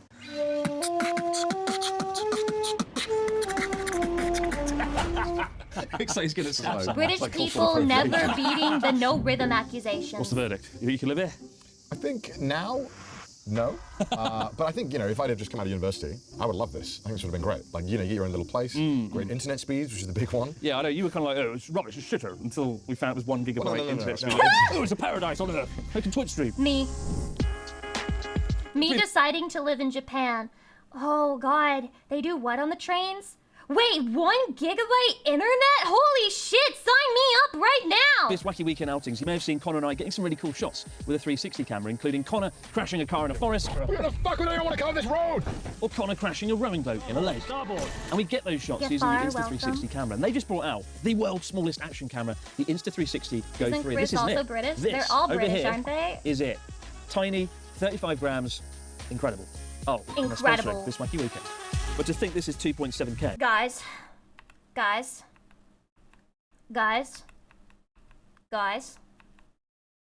I got shilled too. God. How you doing? Terrified me. I was enjoying the AC. What is that? This is the future, Connor. This is not the future. This is the future of you going to prison. Pointing that thing out. Before we head off to the volcanic summit of Oshima, I want to find out how Dan reacted when he was randomly placed out here on the island as an English teacher. Must have been quite the surprise. He reveals all as we tuck into lunch at the quaint local restaurant. We've got chicken rice here, watermelon. That looks so good. And egg soup.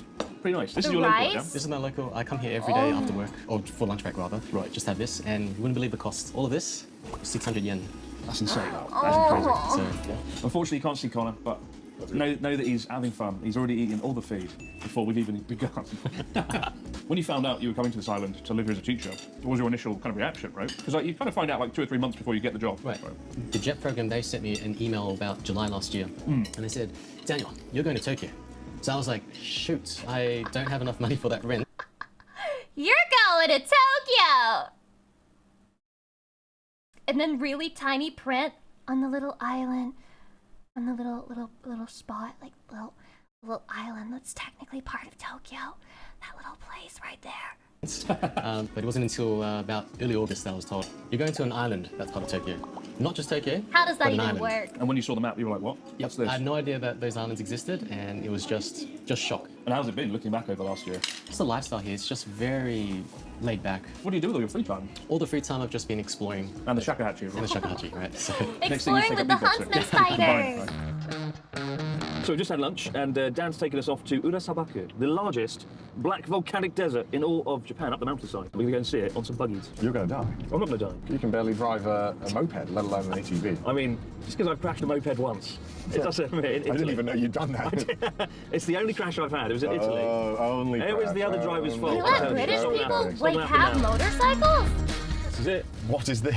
This is where the What is that? That's this a is dirt like bike. one of the final scenes Wait, of this Breaking is Bad so was shot. male I'm pilled. sorry, This is like the Walter, male I gotta tell fantasy, you. right? Oh, I Like love riding that. a dirt bike That's in cute. Japan. It's like a kid's Jurassic Park. Look at that. So these are the buggies we're going to be riding up the volcano, right?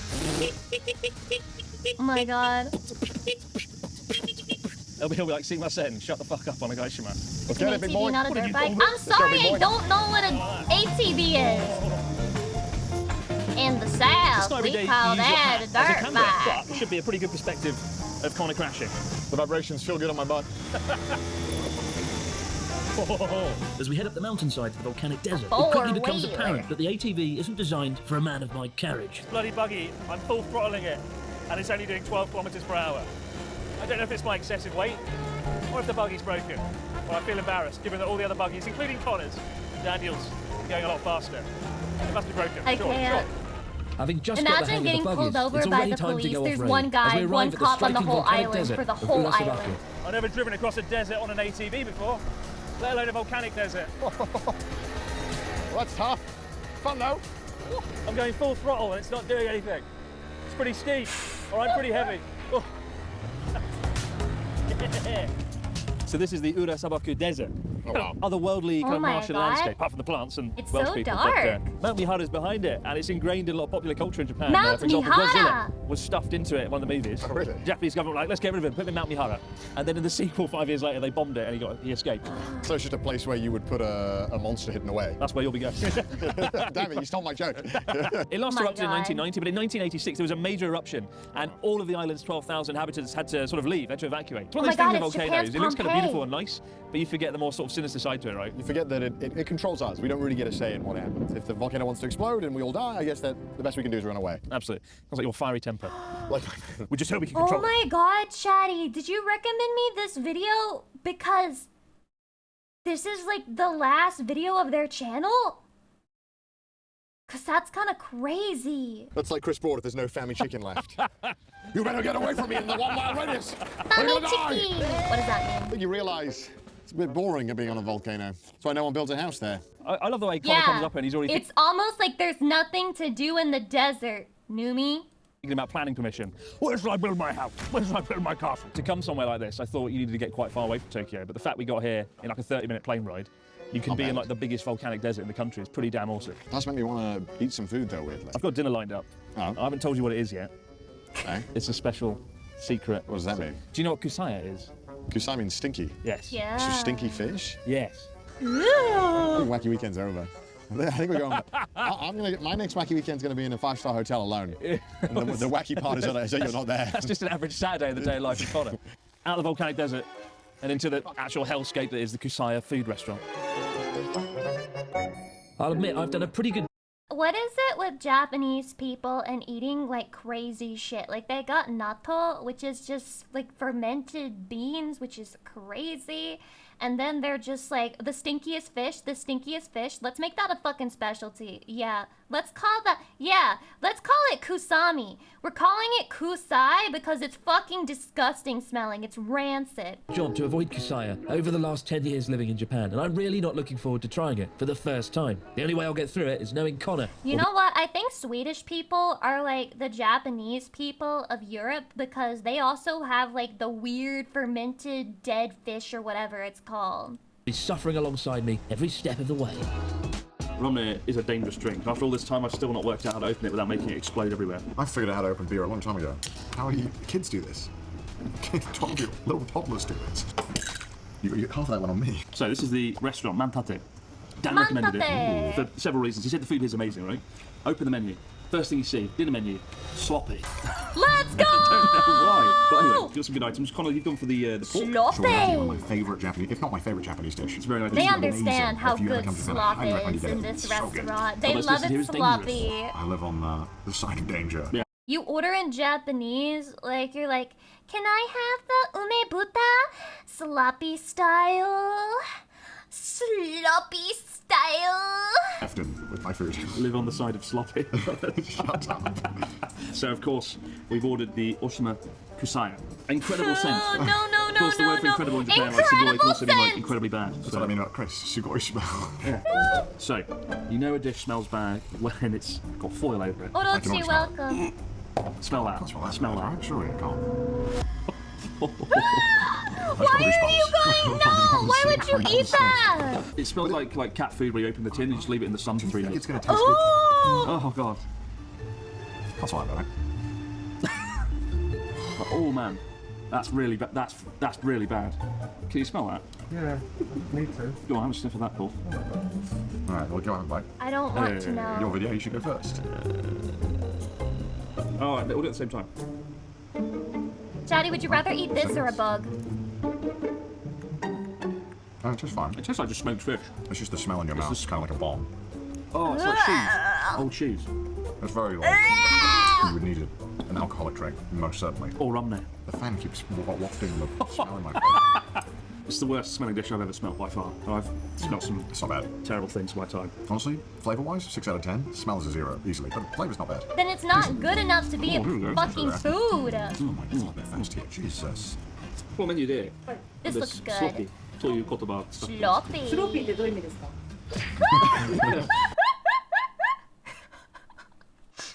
This one? You mean this one? You mean the one you put on your fucking menu? What does it mean?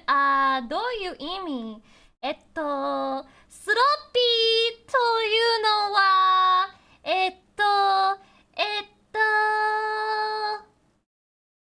汚いです。なんか時間がかかるとか、うんそういう意味ですって。結構ユニークなメニューだと思います。ユニークなメニューそうです外国人のお客様来たら、Oh, sloppy. Sloppy. Why sloppy? Sloppy. They look like they've slaughtered half a Really pig farm for your welcome. menu. Thank goodness. While Connor devours his mountain of pork, I'm tasked with rebranding the menu for the restaurant. 新しい言葉を。 Ah, sloppy じゃなくて。スローピーじゃなくて。 It takes a little. Really, really long. Why would you say it? It takes time. I think people read it takes time, they think it's going to take like 25 minutes. It really comes out fast. ありがとうございます。ありがとうございます。 My services are requested throughout the land to translate menus and get rid of the word. Oh my god. You know, people make fun of like the white savior, but he actually is. He's like going to Japanese restaurants and he's saving them and he's getting them more tourists by his power alone. Like he's actually, like he's doing it. Like he's doing it. さて、スロッピーについて話しましょう。その意味を説明するつもりはありません。You're just gonna leave him hanging? Sloppy. I feel like I've done a disservice to the restaurant though. Like that would have been like a cool reason to come in to see the menu, Sloppy get the sloppy. I don't want Chris's sloppy ever again. Oh, what a weird day. A sloppy day.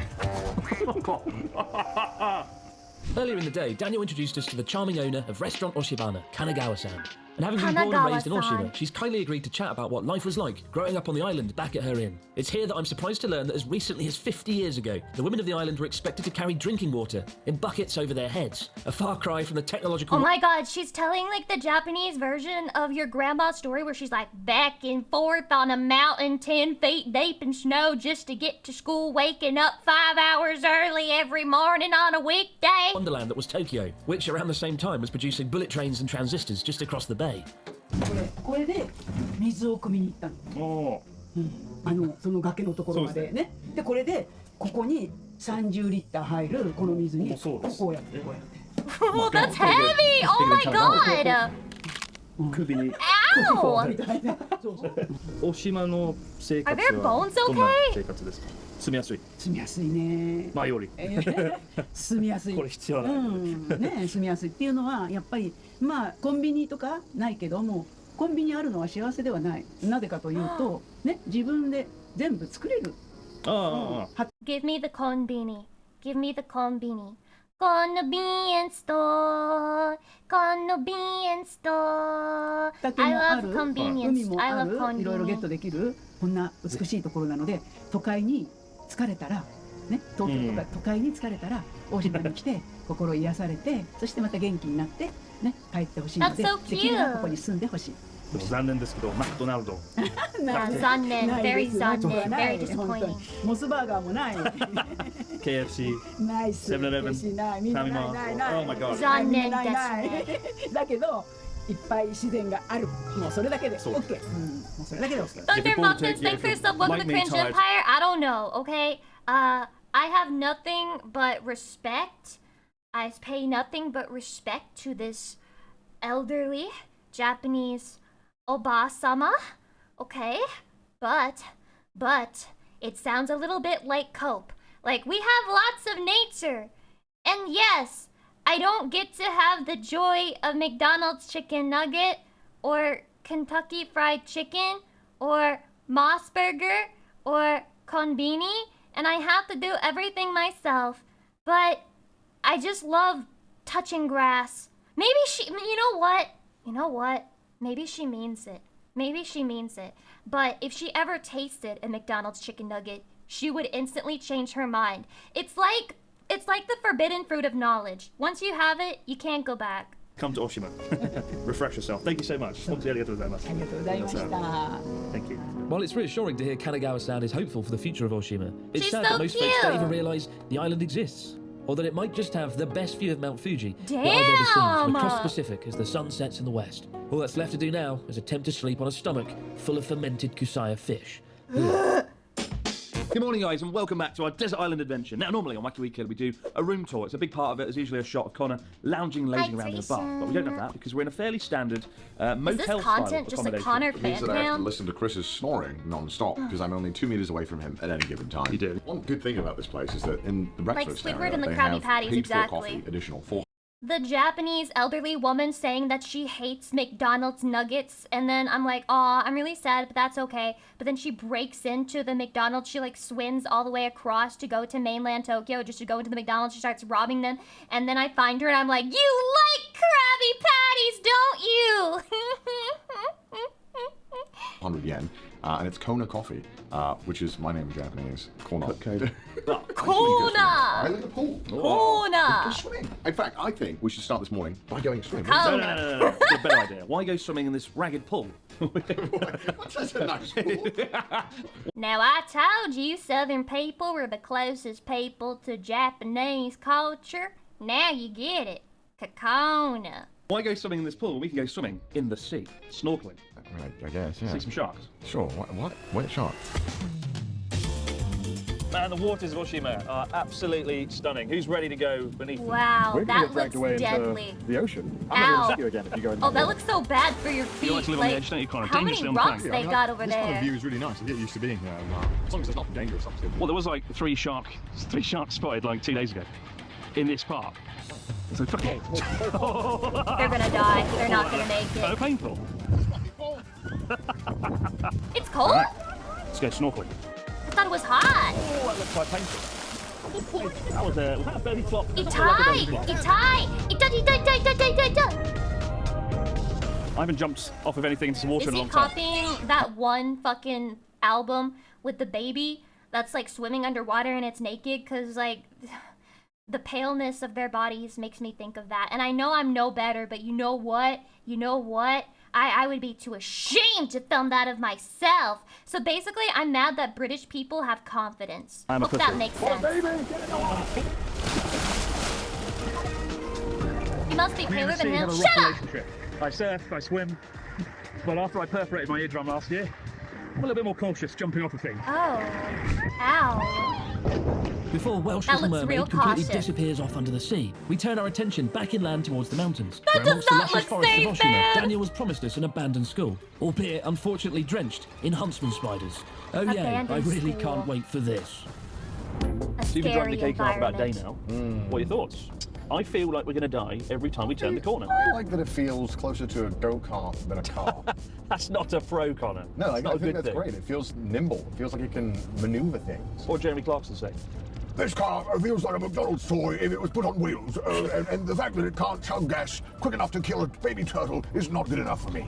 That's what he'd say.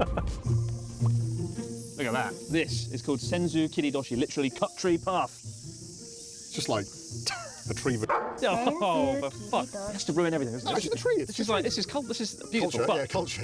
Let's see the ocean or a room full of huntsman spiders. At least I can see the spiders coming. The shark will be out of nowhere. Shut up. Okay, go on, tell me about It's what it leads to. Okay, what's it lead to? An abandoned preschool. Great.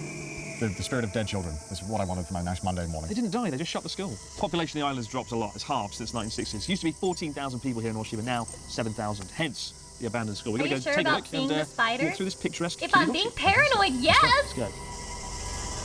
Jesus. Wow. Initial thoughts? That's like a mosquito breeding ground. Yeah. Oh, watch out for snakes. Oh my god. Heavy! Great. Heavy! Hold on, I have Breeding to. ground, My yeah. Oh, watch autism, out for Chatty. I have to snakes. read it. Oh my Chatty, my autism. Okay.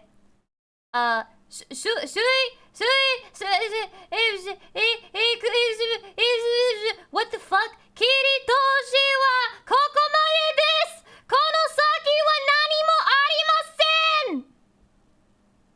Kiken! Mamushi! Shutsubotsu chui! Mamushi, mamushi, mamushi, mamushi. Kira, kira, star. I get money, I'm a star. Star, star, star, star. You could not take me to Japan. I have no clue what this here says. I don't know if that's the name of the location that they're at or what, but haven't seen it before. Yeah, genuinely, watch out. Great. You know how dangerous the hub of snake is, right? No. I won't tell you about that. Also, the school we're going, apparently Dan said there's bats. Oh, what was that? Something very No, big when just there's landed like on me. bees I or had this like big wasps. flapping No, around. no, no, no, no, What the no. fuck is this? No wonder it's shut. The kids couldn't fucking get to it past all I've the seen the snakes. kanji before, I just don't know how it's read. Fucking cobweb right there. It's on the right corner. Okay. In between the snakes and the spiders. Oh, God! More fucking Ain't cobwebs. no way, ain't no way, ain't no way. That was a big... God. Oh, but the nature is so good. No, no, your nature's deadly. Your nature wants me to die. There's a reason, okay? There's a good fucking reason humans built like society like this. It's because we were tired of getting fucking stung by bees and shit. There's a giant spider on it. Current wife is looking for Christ. 300 biddies. Why I are we appreciate here? it. What's the point of this? Look at the fucking thing that I just fucking ran into. Holy- It's home. This isn't wacky weekend. This is wacky shit. Oh, I'm this not is a gonna lie, the accessibility nightmare. of this school might be part of the reason it's abandoned. The fact we've just gone through like a jungle to get here. Why do I have to go first? Yeah, you I'm gonna get a think? shot of you, haven't I? No. I'm gonna get the shot of you. Go on. I'm gonna get the shot of you. No, I really, I'm gonna get really. I It's get your channel. money, Be ashamed I'm if all the stop. shots were me. Stop. That was them to themselves while doing this. They're like, think of all the YouTube ads. So Dan was saying Rev, people come here and they rev, leave things, ad, like trinkets and things. Rev. Oh yeah, ad, yeah, fly rev. tip. I Think can of all see the my using Alfred shit. clicks. Yeah. Clicks. Yeah, trinkets. Clicks. I've got a Clicks. 43 inch I TV love I need to get rid of. Maybe I should come using here. I'm terrified of bats. Why? Why? Because if you get bit by a bat, you fucking get put down. Be careful. Oh, fuck. What was that? Oh. Guys, they're getting schizoed out, bro. Welcome. They're actually getting schizoed out by it too. They're like inventing wasps and shit that aren't even actually touching them. Okay, this is definitely okay. You can okay. This is like the kanji for spring, izumi, and this is like ritsu or sometimes richi, and it's like okay. This is definitely a location name. Something hoiku. Okay, so this No. Careful for the bat. Welcome Child to my home. education and development related. So this was the something. school in the jungle. Look at that! It's it's Japanese in the wild. It's not in the wild. It's in Japan. It's inside as well. Wait, but it is in the wild because it's in an abandoned place. In the school. Read it? There's another No. one I feel like Dan has very quickly become my least favourite person. I've got the greatest phobia of spiders ever. Are huntsman spiders safe? Oh yeah, they're safe. They're not poisonous. Oh, okay. I thought they were Okay, then just No, let them bite you. Oh, It's I'll go fine. follow Just them. let them Come on, crawl let's all go. over you. It's okay. Let's go say hi to her. Come on, let's go over. Let's go over. Come on. You would stop touching me. Good fucking ball. Oh, there's cobwebs there. I don't want to touch cobwebs. I'm fucking No, having direct roots. What is this? It's a flamethrower. It's a flamethrower. So this another reason they Kill closed the school. spiders. This is when I looked at To kill the spiders with. This when I opened it up. This is exactly what it looked like. The water looks alright. Give it a swig. Oh, disgusting. Much worse than some of the Oh, drinks you imagine make. the set. Oh, I don't Imagine want to see the the set. spider on the door. I mean, spiders is one thing, but starting a new COVID is not part of the plan. Oh, that is the biggest spider I've ever seen. You don't want me to take the camera? Yeah, go on. You take the camera. Oh my god. It's great. I can monitor it on the Insta360 Go 3. County, as an Australian, can you tell us whether this is like piss baby size or if this is pretty large for a spider? Like, can you tell us, based on Australian standards, what size is this? Still there. You need to be worried if Connor's His afraid. baby? It's baby size? Oh, it moved. That's normal. Oh, God. It's small. Where'd it go? It's like Aliens. I don't like it. I don't like it when I don't know where it went. It's literally like the movie Aliens. Where'd you go? Crumpet, welcome. Play the xylophone. County is American.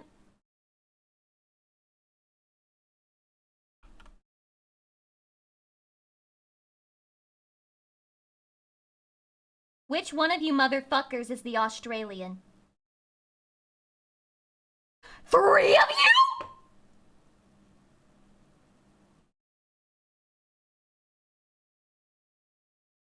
Dude, I could have just threw shit at a wall and it would have had a higher chance of sticking. Holy god damn, bro. I can't believe it. Zara, J-City, and Nepu, thank you for educating me on the lore. I'm sorry I called you Australian, County. However, you're Californian. I would have just told Lucy that I was Australian so she would respect me more. Abandoned places, you know, like jumping off a cliff. I know what I'm getting myself into. Abandoned place. I have no idea what's happening.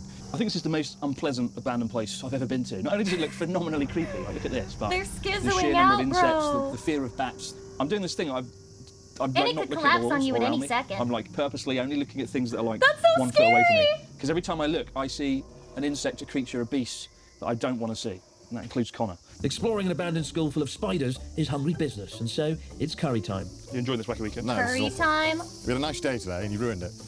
By having us go to this shit place. The curry will make up for it. It better make up. This It better be will. the best curry I've ever had in my life. It's going to be the best curry you've I'm ever going to had. be hyper cynical about it. I'm hyper cynical every Oshima certainly day. keeps surprising us. As we head deep into the forest of the island, we're rewarded and surprised to find the hidden gem that is Kitty Kitty Restaurant. Kitty kitty! One of my favourite things about this island so far is all the restaurants are really sort of tucked away and hidden. This is called Kitty Kitty. Wait, that's literally from that one movie. Kitty kitty, kitty kitty, kitty kitty. Kitty kitty, kitty kitty, kitty kitty. A really good curry restaurant according to Dan here. That's when she's It is murdering like in the him. forest. We took this really precarious road to get here. If we had anything wider than a K car, we wouldn't have made it here. But look at that. The way it's like in this secluded little forest, carved out their own space. Really cool. I hope the food lives up to its reputation. Come on in. Oh my god. We're in like a gingerbread style house in a forest. We're just a wooden house. I mean, it's incredibly well built and really well designed. Yeah, it's awesome. And the naan is. It's run by this lady over here. It's 82 years old, and you have to sort of call ahead and reserve it in advance, so 82 years she can prepare old. it all. But look at this spoon. It's really cool. This twisting design. She's My carved this god, herself that's and so made all the pottery. cool. Oh my god, that's amazing. I'm just glad to be out of the heat. Wait. How is curry? Okay, so they have like spoons for curry in Japan, right? Like they eat that with spoons. There's not really a way to eat curry with chopsticks, right? Out of the jungle, into the gingerbread house. What should I know? Do you talk all this stuff? 自然がいっぱいで危険がないだから住みやすい。お島の中心ですか？私はこの先の新島です。Ah. My husband also. Ah, really? でも30 years died this curry shop. Next year February 7th, 25th anniversary. Oh, she's trying so hard to speak in English. Japanese food. I like Oshima, but コンビニないね。コンビニない。それがいいんです。大変ですよね。 Glad. Can't see my Yeah, fingers she because has it's, some of the surprisingly trees are good growing, but- English. You guys may be laughing, but guess what? That's better than 90% of Japanese people on the main island. I'm not even fucking exaggerating. Out Mount Fuji and the entire Izu Peninsula on the wall. Sasuga Kirita. It's not a bad view, eh? One day, Connor, all this will be yours. Wouldn't mind waking up to this view myself. It's pretty lovely. Can you live it now? Not bad, not bad. I think if you look out your window and you see there trees, results? you're lucky. So bad news, guys. Connor crashed the car, and hence Daniel's driving. Not quite. Still too hot for me. I don't. Lamelda, you're fucking Russian. You can't go anywhere. You can't go anywhere. You can't, like, it fucking raises one temperature and you're like, oh, it's too hot. I can't live here. I can't live here. Oh, I can't do it. Hydration. Ah, delicioso. Daniel's kindly driving us around the island to the festival that's taking place tonight, right? The biggest on the island? Yes, it's the largest Oh, it's one. so pretty. The last, Kide, I think, four in the last month or so. So it's been a good time. Hell yeah. You excited, Connor? I'm excited. You know, I've been meaning to bust a move for a while now, and this is the prime opportunity to allow me to do that. Are you going to be able to bust a move with your busted leg? Show the viewers what your leg. Oh, what the fuck This is what happens happened? when you film on the Chris Broad channel. Someone gets injured. Wacky Weekend needs a better insurance policy. Wait, was that from the water? You're paying this out, right? And that was falling off the plank. No, it was being pushed. Falling off the plank with style. Jesus Christ, the spider got him, guys. They lied. Huntsmen The are way you fucking fell, it was like a venomous. stuntman who hadn't been trained yet. It was like, whoa, slap the water. No, nonsense. I have to say a big thank you to you, Dan, for driving us around the last 2 days and showing us around. Like, without Chris is just like, another failed attempt to kill this guy so I can steal all his viewers. Ah, such a shame. Maybe in the next island we visit I'll have another opportunity. you, we'd be in a tree right now. I don't know what we'd be doing. It has been an epic trip. We've survived Japan's stinkiest That dish. could wake you from the dead. Watched Connor walk the plank and nearly had a heart attack when coming face to face with the giant huntsman spider. And not only that, but he's the one who made Connor get closer to the spider. I'm on to you, Chris. I'm on to you. There's nobody with the name Chris who's an innocent. It's been a blast capturing the madness with the tiny but mighty Insta360 Go 3. A huge thanks to Insta360 for letting us test out the ultimate vlogging camera and sponsoring this epic wacky weekend trip. To grab one for yourself or find out more, check out the link in the description box below. Now on to the festival. I haven't been to a Japanese festival in like 2 or 3 years. Maybe since before COVID, so it's pretty cool to be back in the atmosphere, back in the swing of things. That spider would have eaten him too. In one fucking gulp. What kind of image am I cultivating? Making my way back Look to at Connor, Connor, through he's crowds, beer in tiny. hand. He's just I like, can't help but feel a like you sense of take unity one and bite cultural at the pride spider amongst and the crowds of I'm locals. sorry, what 3 happened years to the of British pent-up guy? lockdown misery evaporated as everyone begins to sing and dance to the heartbeat of the taiko drums. All the while, paper lanterns and colourful decorations hanging overhead. Some festival goers spot Connor and I with the camera and want us to prove that we're Wait, YouTubers. do all Japanese men dress the same? They all got like fucking tank tops and shorts. Wait, hold on. Ahead. Some festival goers spot Connor and I with the camera. They got the same fit. Did they try to match? And want us to prove that we're YouTubers. Time to blow some minds. Island wear? This is island wear? Me when I don't live on It's an not long before island. we get swept up in the moment and have a go at some of the games on hand. There's one type of drip if you're a guy, and that's it. Come on, rubbish. Your foot was over the line. No, it wasn't. No, it wasn't. Ow! Before Connor has a chance to make a mess of things even further, we decide to join in with the festive dancing, a horrific Bro, he got bukkakied. sight that the locals of Oshima really don't deserve to see. Just copy everyone else. That's what they all do.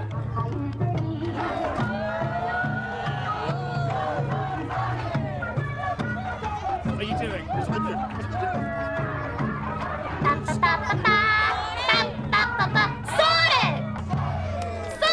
Wait, oh shit, they were done. I lost the rhythm, I'm sorry. I'm a failure. Kind of. What a good way to Naked end dog Wacky is eyes Weekend with a dance apology. covered in sweat with a beer. Holy moves. What a 2 Holy days. moves. No, thank you so much, guys, for watching all the crazy stuff we've done, from buggies and room tours to curries, ramen, and all sorts of food. What a great island. What an amazing place. It's been good. What a fun time. Cheers for coming. I'll see you again right back here. Do it again, guys. Wacky Weekend abroad in Japan. See you soon. All right, get ready for the next dance. So, we've got our cars, we've got our bollocks.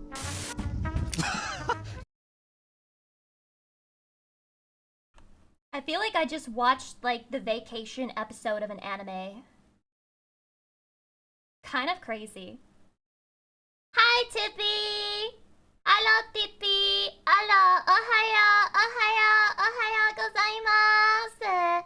Ohaya! Yeah, filler arc. Very slice of life, very sugoi.